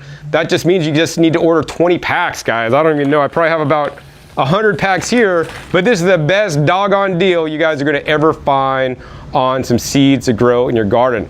Now, before I sign out today, I want to take you guys back into the warehouse to show you guys how fast he will ship you the seeds and how he packs up the seeds, and then we're gonna go ahead and sit down and do a short interview with Luke about the M.I. Gardener himself. All right, guys, so I want to take you guys behind the scenes here at M.I. Gardener, and this is in the back room where they actually are seed saving right now. This season, they're seed saving the dragon fruit seeds. So they basically get the dragon fruits, they mash them up and do whatever they're gonna do, and then they basically, like they're fermenting the tomatoes, right? Because you gotta get that, like all the stuff off the tomato seed. So they basically just lay it out on literally wax paper to basically dry out all the dragon fruit. This happens to be the yellow dragon fruit, which you guys saw earlier. They also do the same thing with the white dragon fruit flesh that has the red on the outside, and then also have the purple flesh, which is my favorite. All these are sourced from Florida, so US grown, and then they have to save the seeds because nobody really, you can't just buy like dragon fruit seeds. They also will do this with other crops such as pumpkins and peppers and tomatoes that they just can't buy the seeds for. They just actually get the plant or they get the fruit and they basically save the seeds here in this little area. So they really go through a lot to make some of these more rare and unique varieties available for you guys. Next up, let's show you guys the heirloom machines they still use to pack up their seed packs. All right, guys, so I mean, as much as they are high tech and they have a website that you guys have probably visited already, migardener.com, you know, unfortunately, packing seeds up, I mean, Luke has a few kids, but he's not making them count the seeds that get in every packet. They actually have these machineries. They actually have a few of these machines. This is an original Ballard seed packing machine that's literally 70 years old. So this is like an heirloom and antique. They're actually hard to get parts for. I think there's only one place you could buy parts for this thing. And you know, they have several of these machines as well as a newer machine that makes packing a lot more easy. But I mean, this is like a 70-year-old machine that they're packing seeds. And I mean, to me, that's simply amazing. I mean, this is like 2025 now. You would think in 2025 there's some kind of like AI like thing with cameras that could sort seeds and count seeds with the fingers, because I mean, they almost got robots that could like wash your floors and cut your lawns and maybe even do chores for you pretty soon. We're still using like 70-year-old seed pack machines, which are like the best of the best, unless you want to spend like $80,000 or $100,000 on these new automated things. You would think somebody would be able to invent something like even better, but I'm glad they're able to do this. And basically, you know, their goal when they pack the seeds, and as you saw on some of the seed packets, they put the approximate seed count. So you should get that seed amount, or maybe even a little bit higher, not guaranteed, but you should get at least that amount of seeds in each packet. And this is the machine that makes it all happen. All right, guys, so I'm just walking along behind the scenes in the warehouse here and checking out, I found all this stuff. What does this look like? These are basically, they're fermenting the tomato seeds. So they got a fan here, a couple fans here running. So they're basically fermenting it, so it takes out that little like coating so that the seeds will actually germinate for you. So they got all different kinds of seeds going on here. So, you know, this really means a lot to me, because other seed companies that I've visited in the past, they basically just buy whatever seeds they could buy and then just like resell them. They're not there like trying to like buy the fruit, to dry the fruit, to then dry the seeds and then sell the seeds, right? This is a lot of work that Luke goes through to get you guys the seed packets for like $2 is the normal price. But once again, right now, this month only, they're $1 each. So, you know, buy some of the rare seeds that actually he will actually create and pack up himself. All right, guys, so this is behind the scenes at MI Gardener. If you're just a retail customer, you never get to see this place, but I wanted to show you guys because these are the seeds you guys are gonna be ordering. And this is the thing, guys, like right now, once again, like I said, the seed packets are on sale for $1 a pack, right? When they're gone, they're gone. So that's why as soon as you watch this video, right after you're done watching this video, go to migardener.com and order the seeds. Because like this one, Seashell Koss, which is a flower, they're out of stock. So now you can't buy that for $1, right? These are carnations here, nasturtiums. Let's see, I want to go down to some like vegetables. Okay, let's go to this side. Onions, right? If you want the Guardsman bunching onions, right, they're gonna run out soon. But look at this, the Lincoln pea, they have tons of plants, tons of seeds, and they even got the overstock here, right? So they got more of the golden sweet peas here. These packs, guys, are guaranteed to sell for $1, right? While they still got them. So go there now, you get the best selection, all different kinds of onions. Oh, they're out of the spring blush peas right now, but they have all these other ones, right? So once again, I think this is an amazing deal. I mean, this is the kind of business I would run if I like had seeds that are marked like, oh, best for 2025. Hey, let's sell them before the end of the year, before they don't expire. But of course, they may not germinate as much, but they should still be fine for like half the price. So like, I'm so glad I showed up here at MI Gardener today. I could show you guys the best deal on seeds in the country, right? Even better than the dollar store or Dollar Tree where I've gotten seeds before. Because some of these seeds are super rare, you're never gonna find them anywhere else. And actually, Luke probably is actually losing money at $1 a pack on some of these seeds, really, honestly, guys, from what I talked about. So anyways, yeah, some of these peppers are already on their ways to running out. Oh, the habanada seeds are almost out, guys. Sorry, you won't be able to get those. But he still's got plenty of oh, these ones are almost out too. These are the other ones I picked. See, guys, the ones that I'm picking out, I know they're the super rare ones. They're the ones you should be getting too. I know my seeds, man. All right, so anyways, they got lots of different beans here left. Lots of stuff for you guys to get. Oh, and then I want to show you guys, oh, here's all the basils. Actually, let's see what basils are selling good. Oh, wow, that's cool. The Italian large basil, they're almost out of, and the Genovese. So like, that to me is super funny. Like, I hate these, but they're the best selling because they're the most popular, because that's what people know. I want you guys, once again, to grow the uncommon ones, and that's why I love seed companies. Like, if you just go to a standard, you know, like big box store, they're just gonna sell like the regular basils. You'll never find the lime basil. You'll never find the holy basil. You'll never find the lemon basil, right? You won't find the licorice or the Thai basil or the dwarf Greek basil, right? So many cool varieties. Oh, and look, holy basil, another kind I got. They're almost sold out of these too. All right, anyway, so once they pick all the seeds get picked, and then they basically go into a little bin like this. So we won't say whose bin this is, but they live in Sheridan, Illinois. They got a bunch of seeds, so they have a person, not a machine, that picks these seeds for you, employing American workers. I think Luke employs like over 24 people here.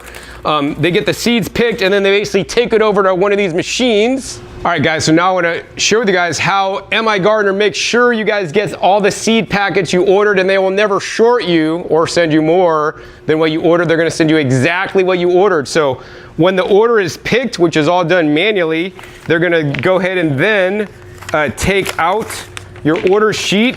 We won't say who this is. We're going to go ahead and scan the order sheet, and then it basically pulls up the order and it says scan, verify package contents. So now what we need to do is we need to take each of these seed packs and we put it under the barcode reader, and it scans one. So then once I scan it, it says 1 of 13 lines verified. So now I got to scan each additional seed pack. All right, guys, so as you scan this, basically it takes these off. All right. So now I scan them all, and it says 13 of 13 lines were verified for this order, mark as contents verified. So yeah, these are all the seeds.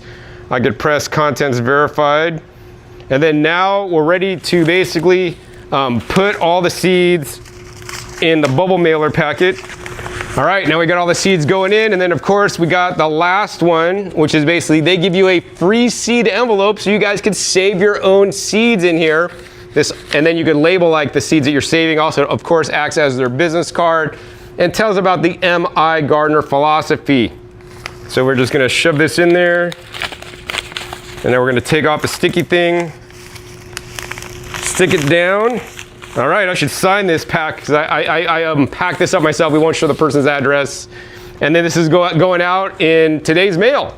So then they have these big bins where they basically just drop in all the packages that go out. On some days they could do 1,000 packages a day. So that is how they pack up the seeds here at MI Gardener, and you guys can get them. So of course the best time to order seeds is right now while they're having their sale. So you guys are gonna be ready for the next year's growing season. And maybe if you guys are like lucky like me to live in a zone 9, you could be growing some of these out and still planting them this year.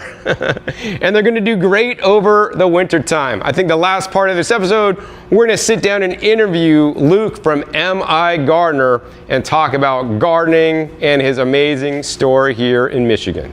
All right, guys, so now I have the pleasure of introducing to you guys Luke Marion of MI Gardener. We're gonna ask him some questions about the MI Gardener business, but also more importantly, MI Gardener YouTube channel. So me personally, how I learned about Luke is not because he started a business, MI Gardener. Actually, I learned about Luke, and what I thought originally of MI Gardener is his YouTube channel, because that's how far back I go with Luke. I've been watching him since he was a kid and he started making YouTube videos on YouTube. So Luke, the first question I have for you is, why did you start a YouTube channel to help teach people how to grow food? Because that's what I learned about you first, really. Yeah, so when I was starting out, I was in high school, and I basically had a passion to encourage kids my age about learning where real food came from. I grew up in a family that was a family of farmers, maybe farmers that you and I would both disagree with their farming practices, but like they were a family of farmers, and so they grew up around plants. I grew up around plants, and I grew up in a generation where ketchup was considered a vegetable. As crazy as that is, French fries were considered a vegetable because though it's a potato, it's a vegetable. It's a part of your healthy foods. And furthermore, you'd ask a kid where a tomato or an apple came from, and they'd say from the grocery store. And that was like, oh my gosh, there is such a disconnect between people and where their food comes from and what is real food. And so I just set out, made my life mission to show people that growing your own food wasn't that difficult. And that was actually where I stumbled across your channel. Oh, yeah. You were undeniably, and I will say it publicly, I've said it publicly before, you and 2 others were literally the foundation for what made me not only confident that I could show people how to garden, because you were already doing it, but also you educated me on some unique varieties. I mean, you talked about the Scarlet Runners. The Scarlet Runners. I know you probably. But the Kakai pumpkin. The Kakai, yeah, I love that. that pumpkin, we started carrying that probably 7-8 years ago, specifically because I came across a video where you were talking about eating the seeds right out of the pumpkin because it was hulless. And I thought, oh my gosh, that's amazing. That's absolutely incredible. We should go find that. So we found a local farmer that wanted to grow that for us. And so like your presence has been a big reason for a lot of the varieties we carry, the information we talked about, and encouraging people to grow their own food because like, I've said this too, the best way to increase your standard of living without increasing your cost of living is, because it's getting more and more expensive to eat healthy, is by growing it yourself. And so I wanted to make it a way for people to digestibly say, I could do this, I could make this happen. And so from early on, even when I was in high school, I realized like I have a passion. I want to encourage people to grow their own food, and I want to make it accessible for people to be able to kind of learn how to grow their own food via the internet. Because YouTube was just, I mean, well, you know too, YouTube was just starting out. So it was like, aside from making dumb videos and just kind of, they call it brain rot, instead of watching brain rot and dumb stuff, it was like, I'm gonna add value into someone's life. And that was the start of YouTube. And it was also the start of like my passion of eating healthier, trying to eat cleaner. And that was also where you kind of come in, QU as well. When I was in high school, I was eating a very standard American diet. I was actually, believe it or not, I was 225 pounds. Wow, that's hard to believe. I was 225 pounds. I was diagnosed with high blood pressure in college, as a junior in college. Wow. Even though I had a garden, I was not, I wouldn't say I was growing the food. But it was supplementing your diet, not making up your diet. Right, exactly. It was a small portion of my diet. It was a big portion of my lifestyle, which was weird. And so ultimately went to the doctor and he said, Luke, I'm gonna see you in here in 6 months if you don't change something radically. And I don't wanna tell you how I'm gonna see you, but you might be under a white bed sheet. That's what he told me. He said, you might be under a white bed sheet. Well, I mean, that's the first sign of a heart attack and stuff, is like, you don't get a second chance. You get a heart attack and you're flatlined and you're not here anymore. And so, Discount Juicers, I was watching your videos on juicer comparisons, and I picked out a juicer, started juicing, started running, ate completely plant-based for a solid year, still eat 80-90% plant-based. I do my very best to, with your inspiration, the information that you provide on your channel, to change my lifestyle. And so that was a fuel for like, oh my gosh, not only can I grow my own food, but this actually it's not an ingredient of my food, it actually is my whole food. You know what I'm saying? Like, because like so many people, they grow a tomato and they're like, well, what do I do with it now? It's like, eat it, just eat it. Make a meal out of sweet corn and potatoes, tomatoes and little, bush beans, and like eat a whole plate full of color. And that's what we really like to do, even at our house. Like when stuff's in season, we'll make a gigantic salad, and you should eat super clean and healthy. And so that's the passion behind the videos too, is because I was there. I know that you talk really openly about your health scare and what made you go raw. And so my health scare was very much the same, where like I had a doctor staring me down in front of my face saying, you are on a path that is very dangerous and you've got to change something. So I went fully in. I just dove right in. It taught me mental fortitude, because the world nowadays tells you, oh, your food has to be this and this and this. You have to buy it all pre-prepared. You got to stop at a fast food joint. Like, it's not set up for somebody like us that wants to, make meals out of what we grew, right? Like, and make stuff at home. Like, before I was coming here, I was picking my figs off my tree and prepping them for freeze drying. There's no breaks. Like, there's always stuff I need to harvest and deal with, and I'm so far behind. Yeah, and so when someone stares you down in your face and doesn't give you an option besides change something radically, it's like you have this fuel that just gets you up in the morning, and it's like that's what's going to keep me going. But it's so radical that it's like the world looks. Society doesn't agree with you. Oh my gosh, the amount of people that would talk to me. You're like, You can't do that. Like my mom tried to talk me out of changing my diet and all these things. The amount of people that look at you and go, well, what about this? Are you getting this? Oh, that's crazy. Oh, I could never. And then, but they see me and they're like, maybe there's something to that. You know, I was a catalyst even for my own direct family that thought I was crazy, absolutely crazy. And I said, what's crazier? Me continuing doing what I'm doing or changing something, which is like, you know, John Kohler hasn't aged in 30 years. Thanks, you know, Luke. you haven't aged in 30 years. I look pretty much the same. I mean, people comment on that a lot. Like, yeah, it's true. Because I mean, I live this. I eat, once again, guys, I don't just say eat purple stuff because I don't do it. I do it and look what happens. Like you could severely minimize the aging process by eating high phytonutrient rich foods. Even better than eating them is growing them and processing them in the best ways, which is what I share. Yeah. And Luke, I want to give you a hug here. Yeah. Because I'm so glad that, you know, I mean, this is the reason why I make my videos so that people like Luke, right, could be saved, because the doctors aren't going to tell you the way to do it. They're not going to tell you to eat healthy. They're not going to tell you to like make meals out of your garden.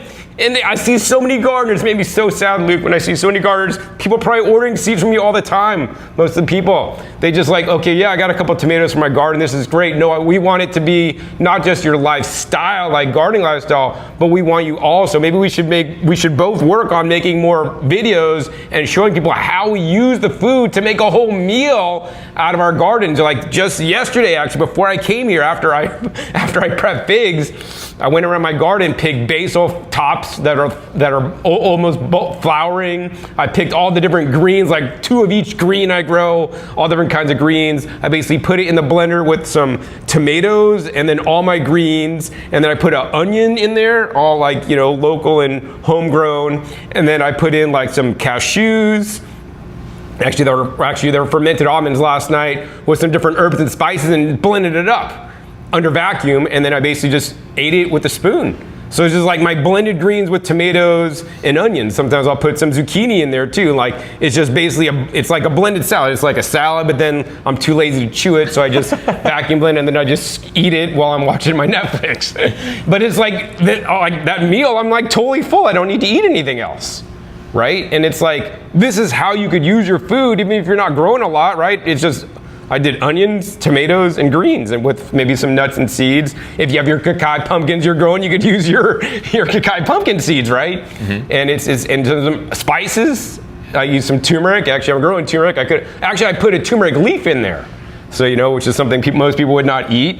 And it's easy just to eat what you grow, right? Every day at least make it a goal to eat one thing out of your garden, hopefully make a whole meal out of your garden, or most of what you're eating in a meal is from your garden. And think, how can I be creative? Like if you have a lot of peppers, like I like to juice a ton of peppers, make pepper juice, and then use that as my soup base, which you could heat. I don't heat my soup base. I just blend it with some nuts and seeds and then pick additional vegetables and then put that in. I'll put a link down below to my video on how I do my pepper soup, like minimally processed to maintain the most phytonutrients so I can have the best health benefits, right? But yeah, I think that's very important, Luca, to address, like, how do you use more than just a tomato on your burger right. that you're buying from CAFOs, and, you know, make meals based around the food you're growing with. Yeah, maybe you want to add in some fish or some other foods in there, not all plant-based, which is fine, but we should really eating mostly plants like you're doing. Yeah, absolutely. And that's been a huge thing that we have continually tried to strive towards, is like educating people on the fact that, like you said, when you add a tomato to a burger, there's the aspect of you're not getting the full nutrition, the full potential out of your garden.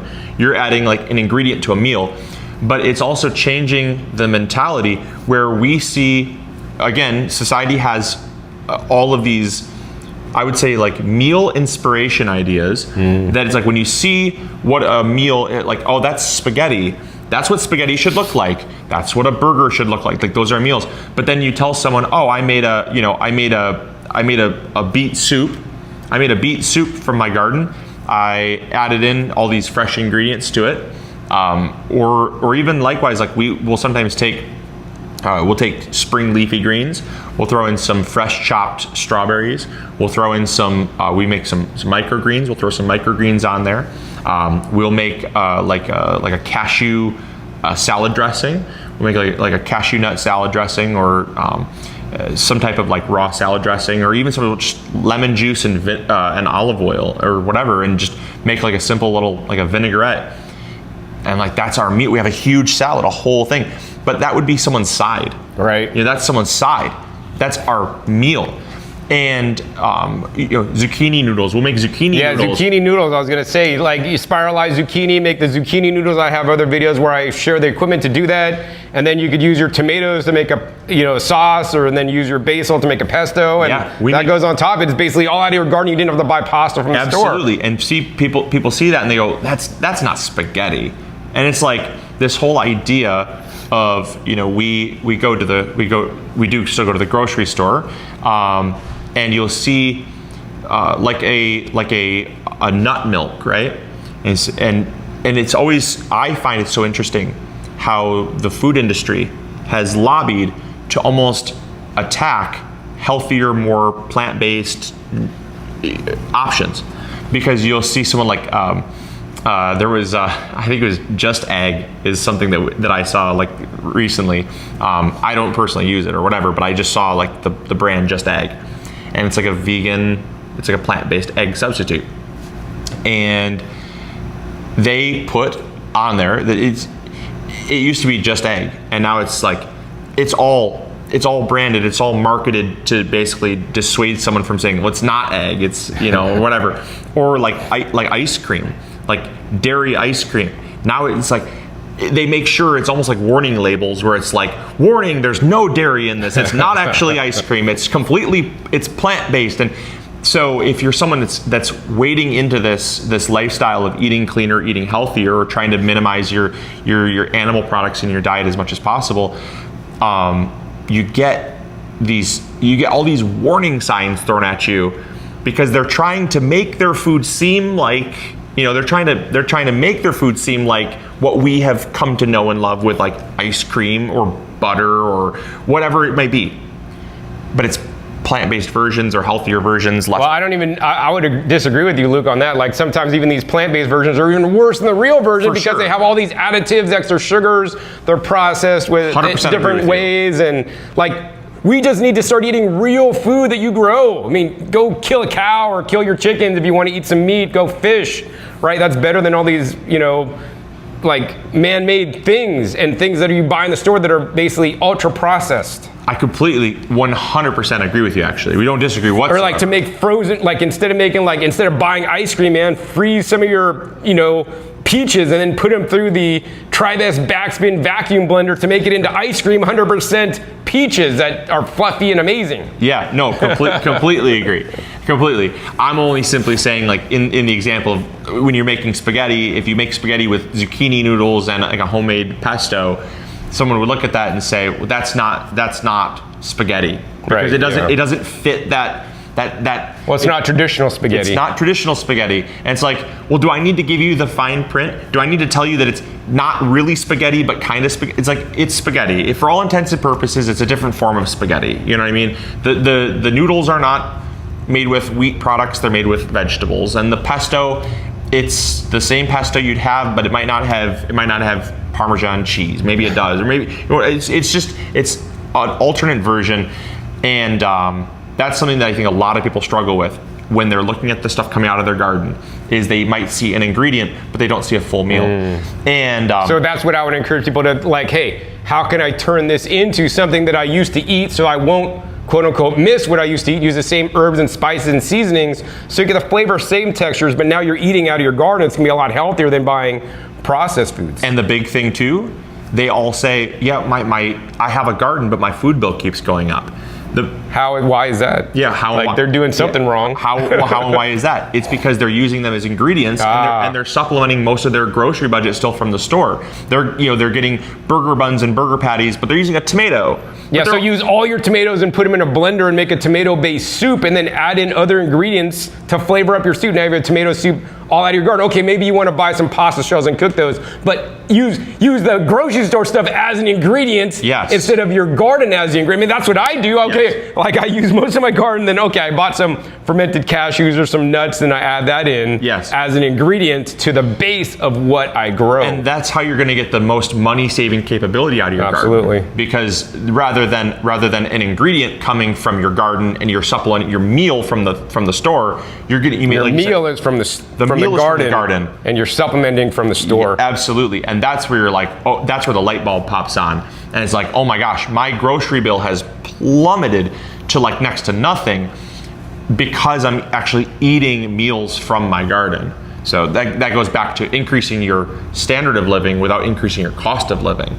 That's a huge mantra of mine. I constantly say that because once people realize it and once people start seeing that, they're like, oh my goodness, this really can become a sustainable way of living. And I mean, and you're just talking about money savings. I'm not even going to talk about like money savings in terms of your food bill, but in terms of your health insurance or your health bill, if you have a copay or if you don't have insurance like I do, right? I really like, you're like investing in your health by eating more out of your garden instead of the processed foods out of the grocery store, because now you're going to be healthier because of it. It's going to save you guys a lot of money with healthcare costs and future health problems down the road. Like, for example, I was just thinking zucchini. You know, we went over one of that sweet zucchini you guys are. The Bianca di Tresti. Right, yeah, that zucchini here. And zucchini produces a lot. I know all you guys have probably zucchini you give to your neighbors. But if you sit there and you juice the zucchini, which I've made zucchini juice before, and now you could use your zucchini juice as your soup base that then you add other ingredients to, right? You could use virtually any vegetable as a soup base, or, you know, whether you want to juice it and remove some of the fiber, or whether you want to like vacuum blend it, which I also, you know, share with you guys on my other channel, Discount Juicers. You can process all your plants and just concentrate them. So now you could make that the base and then add other ingredients just to make it, you know, taste good, flavor better, or whatever, to make it more of a meal. Add beans. Maybe you grew your beans. I mean, Luke has a lot of beans he'll sell you, and you could grow your own beans too and add that to your salad. Make beans the main staple and have a little green salad out of your garden as well. You know, I love to eat I like to eat actually a meal of the fava beans. You want to share how you eat the fava beans, Luke? So I like to honestly just boil them in salt water, or I steam them and I spritz them with salt water. And it is the simplest, most amazing way to eat. I mean, just a super quick, simple snack, or even in the case of some, it might be even a meal, because they're just so filling and delicious. We also will sometimes we'll soak them in salt water, and then we'll throw them on the grill and grill them, and then that kind of steams them inside the pod. And then once you chuck them open, it's almost like when you eat sunflower seeds, how sometimes the salt water kind of penetrates in, and you get that kind of salty flavor on the actual seed inside the sunflower. It's such a great summer snack. I mean, when you sit down at a bowl of fava beans, and you had a bunch of people that have never tried them before, and then they try them for the first time. I love to give people new foods, or foods that they might not have thought of, or ways food is cooked that they might not otherwise have thought of. And it's those light bulb moments that's really exciting. Maybe you got to have cooking classes here now. Yeah, maybe. I would love that. And how to incorporate this as your meal instead of an ingredient in your meal. Yeah, absolutely. I think that's the next level. I think for sure. There definitely needs to be more education about that online and actually offline too, because I think that's I'm glad we really talked about this, because it's not often talked about, and this is also very important because this is how I live my life. You know? Right. But it's like I rarely explain this to people out there. Yeah, it's definitely something that I live for the light bulb moment, for sure. I love like showing people how easy gardening is. They say, oh my gosh, I didn't realize it was that easy. I like feed off of that. That's great. Or when I give them something, like I give them a steamed fava bean, or like a grilled fava bean, and they might have heard of fava beans, but they never thought of trying it.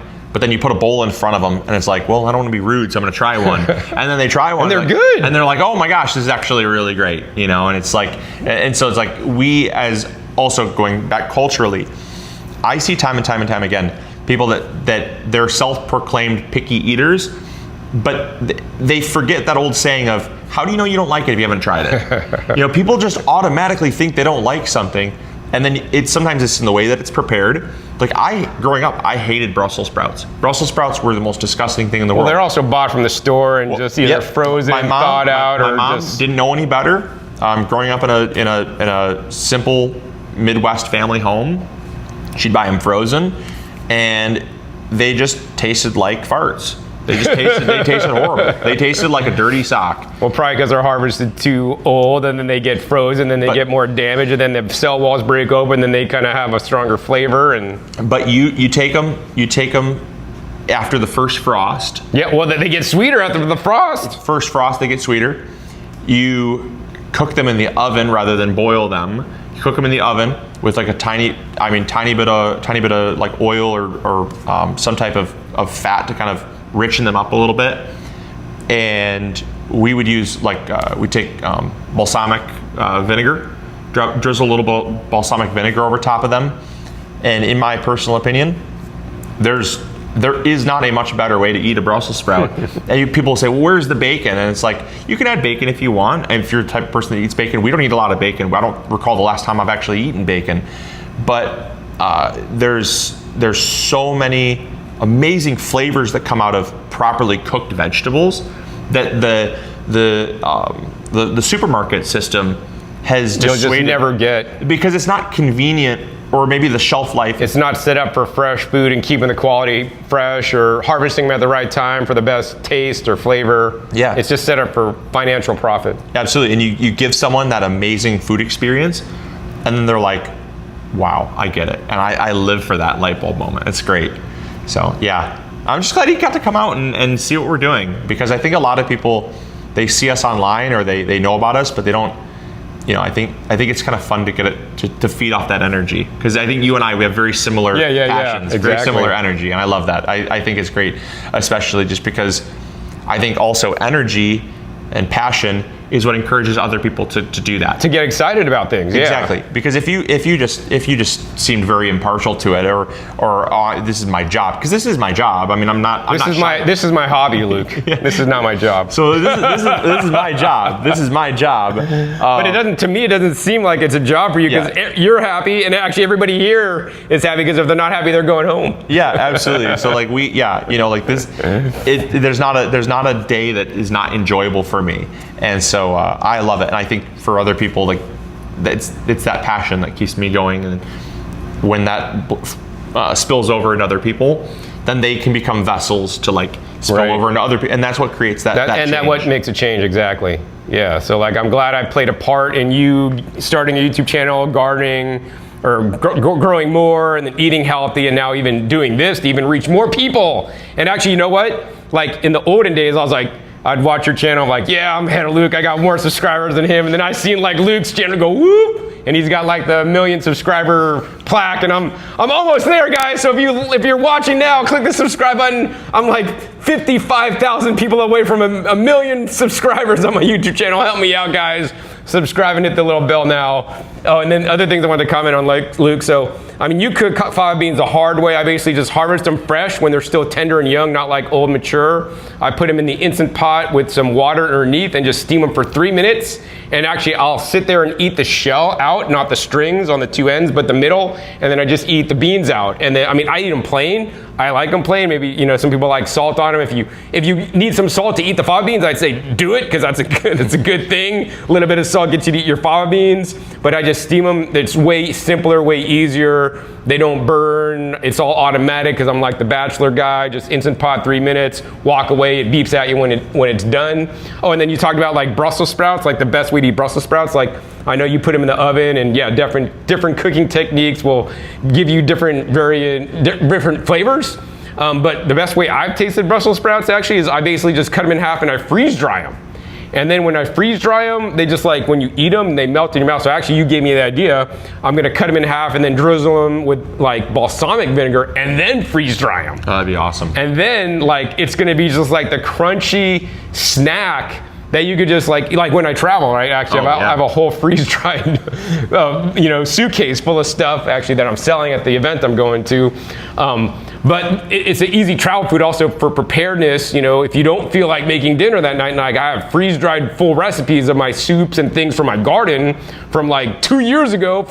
Actually, I'll put a link down below. How I use my excess bolting lettuce to basically freeze-dry it. How I have like lettuce in a Mylar bag that can store up to 25 years now that I could eat anytime I travel or whenever I'm feeling lazy, I don't want to make dinner or whenever, right? Or if like the grocery store shut down, like I'm still good.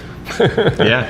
So it's like, I think food preparation techniques is very important so you guys can eat more of the food. I would always encourage you guys to do the minimal processing as possible so that you will eat it. Of course, some of you guys may want to do more processing, but the less processing, the better, because when you do process less, you retain more of the valuable plant phytonutrients and components that will then give you the health benefits you're looking for. But of course, eating some Brussels sprouts versus none is always better than that. But I get into the fine detail. Actually, I did a really good video with my friend Dr. Jeff Pierce. I'll put a link down below where he talks about how to maintain a healthy lifestyle and all the different, because he's a medical doctor, tenets to that. And then I share with you guys how to take it to the next level because, I've been doing this for 30 years now. All right, Luke, so we're here at the MI Gardener. So we talked about why you started a YouTube channel, your passion about eating healthier and getting people out there to eat healthier. But why did you transition from a YouTube channel now into a store and actually a business? Like what spurred you on?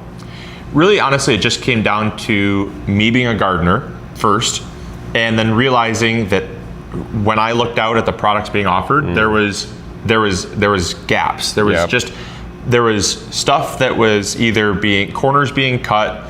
There was unnecessary profiteering. I'm all for free market. I'm all for businesses being business. But the problem is that they were masquerading as businesses that cared. But then when I looked underneath the hood, I realized that they didn't really care about the consumer that much. It was all just smoke and mirrors. And so I was like, well, okay, if me trying to buy seeds or me trying to have access to a wide variety of heirloom non-GMO vegetable seeds is difficult, maybe other people are struggling with that as well. Fertilizers, like I was looking for a way that I could fertilize my plants, not have to go back and fertilize constantly and create a dependency cycle that allowed me to fertilize once and be done. Whether it be garden products, just stuff that didn't last, or stuff that was cheaply made, stuff that was not truly intended to serve a purpose. It was more or less intended to make a profit. And so I like to say that we are gardeners taking care of gardeners.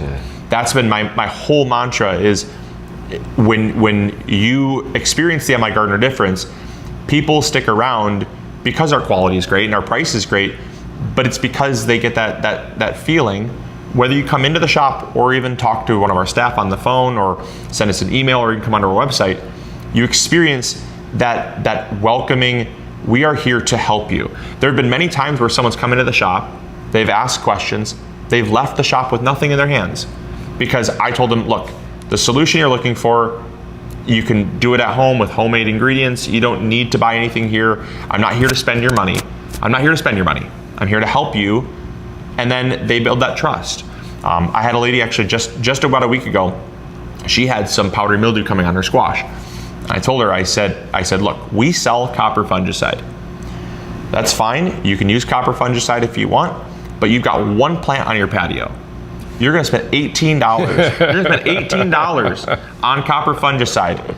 Look, go home, take a spray bottle, mix up, take a gallon of water, take like a gallon jug, take 1 gallon of water, put in 2 tablespoons of baking soda, a drop of dish soap, shake it up, spritz down your plants with it. Every 3 or 4 days, it might not completely remove it, but it'll slow it down, allow you to enjoy your squash for longer. And in some cases, if you catch it early enough preventatively, you don't even get powdery mildew for a long time. And I had another guy. So she walked out. She was just in disbelief that she wasn't not forced to buy something. Something wasn't pushed on her. I had another guy. He had an aphid problem. And I told him, I said, look, we do have different products to take care of aphids, but you've got one tomato plant and one pepper plant on your patio. One tomato plant, one pepper plant.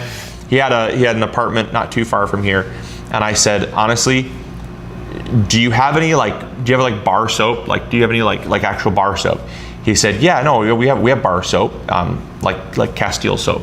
And I said, all you need, like Dr. Bronner's soap, just get yourself some soap, lather it up in your hands, just lather up a bunch of soap, put it in your water, spritz your plants down with that soapy water, and that is all you need. All you need to remove those aphids. A lot of them will just be gone, or you could spray them off with a high pressure water. Don't even need soapy water. Just spray them off with some high pressure water. Just keep doing it every day. and stay up on it. Stay up on it. And I told him, I said, the final thing is your plants are attracting aphids because they're telling you something. Yeah. They're stressed. So it's been hot, it's been dry. Water them a little more frequently. Maybe put like a little mulch around the pots. Keep them nice and well watered. Your plants are going to respond to the better growing conditions with less stress, and they're less likely to be susceptible to pests. And he said, I cannot believe the amount of garden centers that I've been in where I cannot walk out without something in my hand that I purchased because I feel pressured to buy a certain thing. He said, you not only informed me, you taught me, but I actually saved money in the process. And so he said, I'll come back next spring and buy some seeds from you.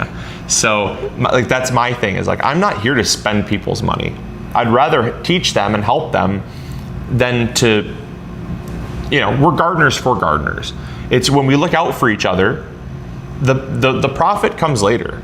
That's an afterthought, because when profit's the only thing in front of your mind, it blinds you. You're so blinded by profit that your moral compass becomes more focused on how do I make my next dollar than it is how do I take care of gardeners and truly change people and change the way we think about food. So that's my whole driving force, is just helping people to grow more food. Yeah, no, it sounds like how I am in my business. I'm like solution based. So like, I want to know people's problem. They always like write in, John, what's the best equipment or juicer or blender to do this? I'm like, well, I want to understand more about what you're trying to do, and then what equipment do you have already? Because maybe the equipment you have already might be already good and you don't need to buy extra equipment. Like, why should you buy extra equipment? You don't have to. And some of the equipment you buy will last a long time. So it's like, why should you upgrade if the current machine now and machine you bought 10 years ago will make a similar quality juice, which is true. Yeah. But I mean, there is new equipment that will up the game, but nonetheless, I'm always trying to help people out with the minimal cost, because I mean, that's the kind of person I am. And unfortunately, Luke, I wish more people in the country, including people that are in charge of the country, were not quite as profit based or profit driven, and just living for the heart. To like, literally, this is what I think help thy fellow man, right? That's why we're all here, to just help make the world, help people in the world to make this place a better place. And not like we're against profit. Hey, I love selling stuff. I gotta sell stuff to keep alive and keep doing what I'm doing so I could have my hobby. Yeah. And spend my time to drop by Luke's place, like, for fun. This is hanging out with Luke today is like the funnest thing I could do today, man. Seeing his place, him showing me, giving me the back of the house tour, and letting you guys see all this stuff, because there's probably never been a video like this on Luke's place before, because I have my own style and I do long content, which YouTube doesn't like either. And my channel's not even monetized anymore. So if you want to support me, please join my Patreon at patreon.com/growingyourgreens, since I got demonetized because of YouTube did not like some of my content. Anyways, Luke, so I remember one of the sayings you would say after every episode, and I always really didn't get it, or I didn't particularly care for it. You always said, grow big or go home, which I thought, like, if you're not gonna go for it all the way, then don't even bother growing at all. And now I know you've changed your saying to grow big, as you can see the big sign behind us. What's the change and what's going on? Yeah, so when we first started, it was not necessarily like we didn't think about the dissuasion of people to grow a garden. Like, if you can't go all in Don't do it at all. That was never really the intention. It was like anything that you should do, you should at least put 110% effort in. If you only have room on your apartment patio or your fire escape or your backyard, you only have enough room for so many beds. If you're gonna do it, you should give it 110% effort, because if you do something with 50% effort, you're gonna get probably less than 50% results. Yeah. It's like the universe has a really funny way of showing you how much effort you put into something, because it's very indicative of the results you get. And so when we thought about that, we had a lot of people that wrote in saying, I don't like that saying, grow big or go home. Just kind of seems like if I can't be my best, I shouldn't be anything at all. Yeah, I'd agree. And so I said, no. I said, you don't understand. It's not a challenge. It's not a competition. It's not. That's what it sounded like to me. I mean, plus you're a young kid and you're kind of more maybe idealistic and you're getting more wise. So the whole point behind grow big or grow bigger, like that's our saying, is grow bigger. And grow bigger or grow big is just about you pushing yourself to be a better version of yourself every day. Yeah. Whether it's trying a new variety that you've never tried before, it's pushing you outside your comfort zone. Because if you're not continually growing, you're not continually adapting, you're dying. You're stagnating. And there's so many things to be said about that. And so from a business perspective, like we're always trying to do better, always trying to be better. And because if you stagnate, you die. But also, like within your garden, within your lifestyle, if you're not eating healthier, if you're not running, like I run about, I'm not the world's best runner, but I run about 12 miles a week, about 3 miles a day, 4 days a week. And so like I'm running more. Asked me 3 years ago if I ran. My answer would be no. I run if someone's chasing me. Now I run because it's my way. Like as I start to get older, like I want that physical activity. I want to feel 10 years younger all the time. When I eat, can I eat healthier? Can I cut out some of my processed food? Can I cut out sugar unnecessarily? Can I cut out what lifestyle changes can I do better? And then completely overarching, how can I do better for my community? How can I do better for my fellow man, my fellow, brother and sister, right? How can I take care of those people that might not be as fortunate? So like we take a lot of our excess produce from our garden, our farm, that I think we'll see later maybe, that all that extra produce, we donate to our local soup kitchen and food pantry, because a lot of them, they don't have the ability to even have a garden. And so they're eating a lot of processed food, a lot of boxed food, a lot of food that is very highly shelf stable. And because of that, they don't experience what it tastes like. In fact, I dropped off a bunch of zucchinis, because talking about zucchinis, I mean, we had like 50 zucchinis, and we had eaten so many, we'd frozen them, we did so much with them. And so we dropped off like 30 at our local soup kitchen. And a lady that was helping out there, she said, it is so awesome. It brings so much joy to her to be able to serve fresh fruits and vegetables, because she said, we don't get fresh fruits and vegetables unless they are donated by someone. She said a lot of times we serve people what we can get. It's a nonprofit. So like she said, we'll take some of the donations and we'll go out and get stuff. But she said, we try to serve food that is going to be healthy and nutritious, but there's a lot of times I serve people food that I know is not as nutritious as it could be. And she said, when I'm looking at your fresh zucchini, I'm thinking of all the ways that I could feed someone fresh zucchini. How can I get fresh zucchini into all these people's hands? And how did she do it? And so she said, I'm probably going to use part of it to make some zucchini muffins, because that's kind of a hot topic. Like, people love cooked zucchini muffins. It's a way to stretch the zucchini. But she said we'll probably end up just slicing it up and just serving it as a side, fresh zucchini, because most of these people, they're hungry. They're going to eat anything. They're hungry. They're going to eat any food that's given to them. But when they're given a nice healthy side of some fresh, cooked zucchini. Yeah, like crudité or whatever, dip it in some dressing or sauce. Not to mention like fresh tomatoes. Like when we get fresh tomatoes, we're giving them like a bushel of fresh tomatoes. And a different lady, this is about 2 years ago, I remember this story. She said, when we get, like, a lot of gardeners and farmers will drop off fresh tomatoes when they're in season. When you drop off a fresh tomato that's like grown locally, that doesn't come from the grocery store, that's not like ripened with ethylene gas and shipped hundreds of miles, there's an audible response that people have when they try a fresh tomato. And most people waiting, they'll be happy to eat anything.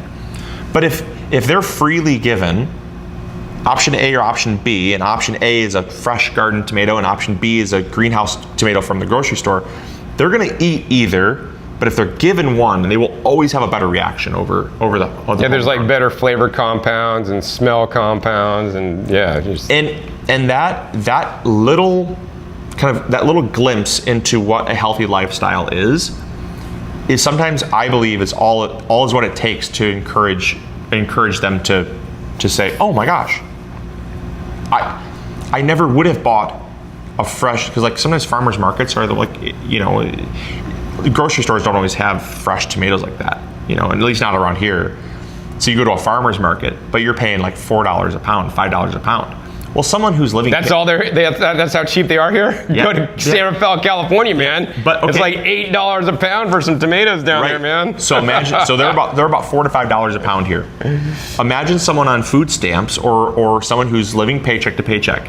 They are not going to go out. That's like a luxury. That's a luxury of luxuries.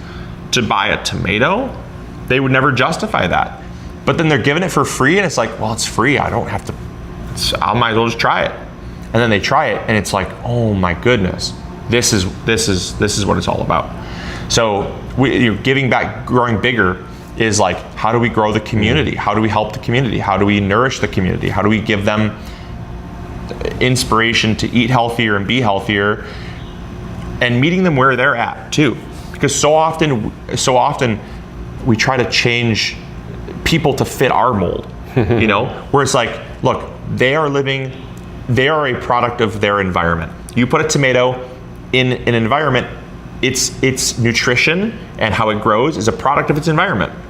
You come from wine country, what they say about wine tastes the soil. Terroir, yeah. The soil. Location. The soil dictates how those grapes taste, how that wine, what the yield of that wine is. And so these people, they are in an environment where they are in a highly processed, poor quality food environment, but they're in a subsistence environment. And so rather than say, well, just eat healthier, why don't you?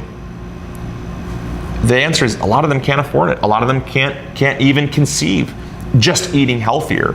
It's like someone who's super in shape like yourself, and I like. Oh, thanks. I'm super in shape. But you look at someone. that might be more heavy set, right, or more obese, and you say, well, just run a mile. Well, he can't run a mile. You can't. You got to start off with 2 steps. Absolutely. Then 3, and then 4. Look at a newborn baby. And say, can't you make your food already? You got everything. And I guess this maybe taps into like what I think culturally we lack empathy. Mm-hmm. Culturally, I agree. We lack empathy. I completely agree. Because we're not taught this. I mean, we're taught like reading, writing, arithmetic. Yeah. We're never taught empathy, and unless your parents taught you, which I think is rare. Because like my parents, they both worked. They left us kids home alone to do our own thing, and then we got into trouble. Yeah. So we're all about meeting people where they're at. It's like, just come in, whether you're growing in a planter in your house, or whether you got 10 acres. I don't care. We're meeting people where you're at. If we have extra produce, we're going to take that to the local soup kitchen. We're going to meet people where they're at, and it's all about growing bigger. So that's like a long-winded kind of story, but that's the reason why we changed from grow big or go home to, because that, like, again too, like that, if someone could not afford to eat healthy, like, well, I might as well not even eat healthy at all. Like, grow bigger, go home. Like, go big or don't do it at all. Yep. Whereas like grow bigger is just, it's meeting people where they're at and being like, look, could you make a go to the next level? Could you make any improvement at all? Even if you can't, I will meet you right where you're at, so you don't have any excuses of why you can't. I'll just give it to you. I'll just take, you just take care of you. So, yeah. So that's the meaning behind Grow Bigger. I'm so glad you changed your tagline now. And of course, my tagline since I started has always been keep on growing, and that's just not willy-nilly, right? Because like Grow Bigger, keep on growing, right? Keep on growing more plants, keep on growing your brain, keep on expanding beyond what you currently are. I'm constantly learning and looking up published studies, which all kinds of things, like I shared earlier in this video about like the lycopene, right? The cis and trans lycopene. But like, I'm always learning cool stuff, and then I learn about new plant varieties when I come to visit Luke here, and I get to hang out with him and learn all kinds of new stuff. So I always want to encourage you guys to take it to the next level. And actually, Luke, I want to give you a challenge actually, because since you donate to the Soup Kitchen, one of the soup kitchens or whatever places I went to in Portland, Oregon, right?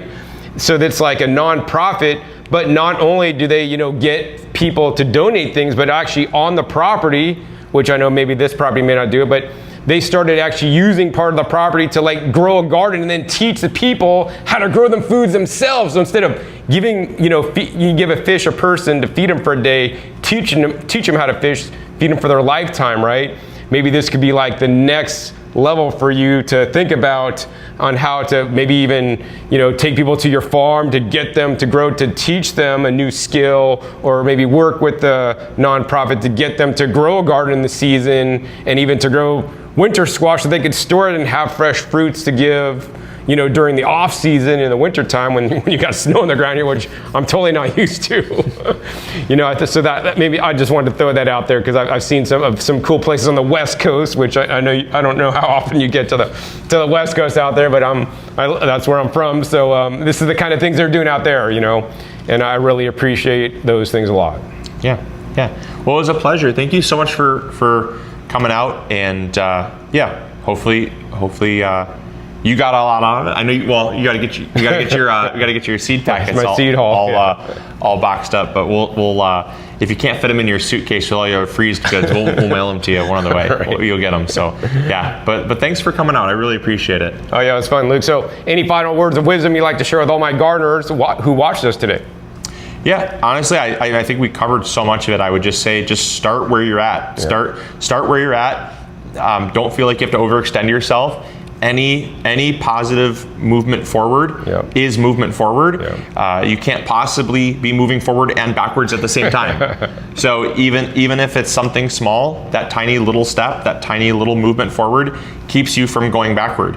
And so I would say start small, start where you can, and and I just want to say thanks to you. Thanks to you for encouraging me, teaching me, inspiring me, and I think if anyone else is watching, obviously, subscribe to John's channel. But I know that so much of what we do, the products we carry, the messages we convey, they say, copying or replicating is the most sincere form of flattery, right? So in a lot of ways, like, we've adapted so much of the stuff you talk about because like you were so integral in our start. So there's been your presence has been an influence. Your presence has been an influence in everything that we've ever done. So thank you for that. Yeah, I appreciate that. I'm glad I could be an influence, and I'm glad you could like literally keep carrying the torch and making rock dust and worm castings, because those are the two of the things I use. And then as I checked out your seeds, I'm like, I know that one, and I'm like, maybe Luke picked it up because of me or whatever. So I'm so glad for that. Yeah. Yep. And our worm castings actually completely random, but our worm castings are produced only 5 miles from here. So amazing. Yeah, all local. So we actually went and toured the facility, and it's all really cool. I love anytime we can go local, we do, because we're hyper focused on quality. But that's different conversation for a different day. But but thanks again for coming out. I really appreciate it, John. It's honestly so cool. You get to I feel like I'm when you reached out to me, I told my wife, I said, I feel like I'm not only meeting my mentor, but I'm kind of in a way like meeting my hero. Like you Thank you, Luke. Yeah, you definitely have shown me like so much about how to eat, how to grow, and just making it accessible. So yeah, I was super stoked, really stoked when you reached out. I was like, I'm gonna, any way possible, I'm gonna make this happen. So yeah, huge props to you. All right, Luke, so once again, I want to thank you for having me out today, and it was a pleasure to hang out with you for the day. And actually, next up, we're actually going to head to his farm, so make sure you click the subscribe button. Help me get to 1 million, please, guys out there. I need you guys. Click the bell so you get notified, because one of the upcoming videos will be me at his farm that he literally just moved into. So I'm going to get to check that out and see what I think. But yeah, meanwhile, don't miss out on the amazing seed deal he has going on right now, September only. If you guys are watching this after September, probably his prices are back to the normal $2 a pack, which is still amazing. So don't miss out on that either. But right now, for those of you guys that are watching this video when it is airing in September, help him get sold out of 2025 seeds. He'll have his new seeds for 2026 at $2 a pack, which is still lower than anywhere else. All right, so I hope you guys enjoyed this episode learning about M.I. Gardner here in Michigan and how he can ship you his seeds anywhere in the United States. We didn't even get to talk about like most of the seeds he sources are from, like, I think it's like 50% from the West Coast. What is it, like 20% from the Midwest, 20% from down south, and 10% from New York. Yep. Or the East Coast region, which is amazing. So they're all like mostly U.S. sourced with a few things coming from somewhere else. But yeah, so support Luke's small seed company that is growing bigger every single day. And once again, it's migardner.com. If you guys enjoy this episode and want more episodes with Luke in the future, please be sure to give this a big thumbs up. More importantly, share this with other gardeners right now so that they can find out the best deal on seeds so that they can start growing affordably. And once again, order 20 seed packets, guys, and you get free shipping. No better deal than that, honestly. I mean, I'm a frugal gardener, and this is the seeds you guys should buy. So be sure to click that subscribe button right down below so you don't miss my new and upcoming episodes I've coming in 5 to 7 days. You never know where I'll show up. We'll be learning, and I don't want you to miss that upcoming episode I have at Luke's farm that I'll be filming right after this. Make sure you click the little bell so you get notified as my new videos come out. And finally, be sure to check past episodes. My past episodes are wealth of knowledge, over 1,700 episodes, going back, I think, 16 years now. And some of my favorite episodes that I talked about, some of the unique crops that I share with you guys today in the seed packets, I'll put down below, including that episode on the Kakai pumpkins I love so much, and I miss those plants. With that, my name is John Kohler with GrowingYourGreens.com. We'll see you next time, and until then, remember, keep on growing. All right.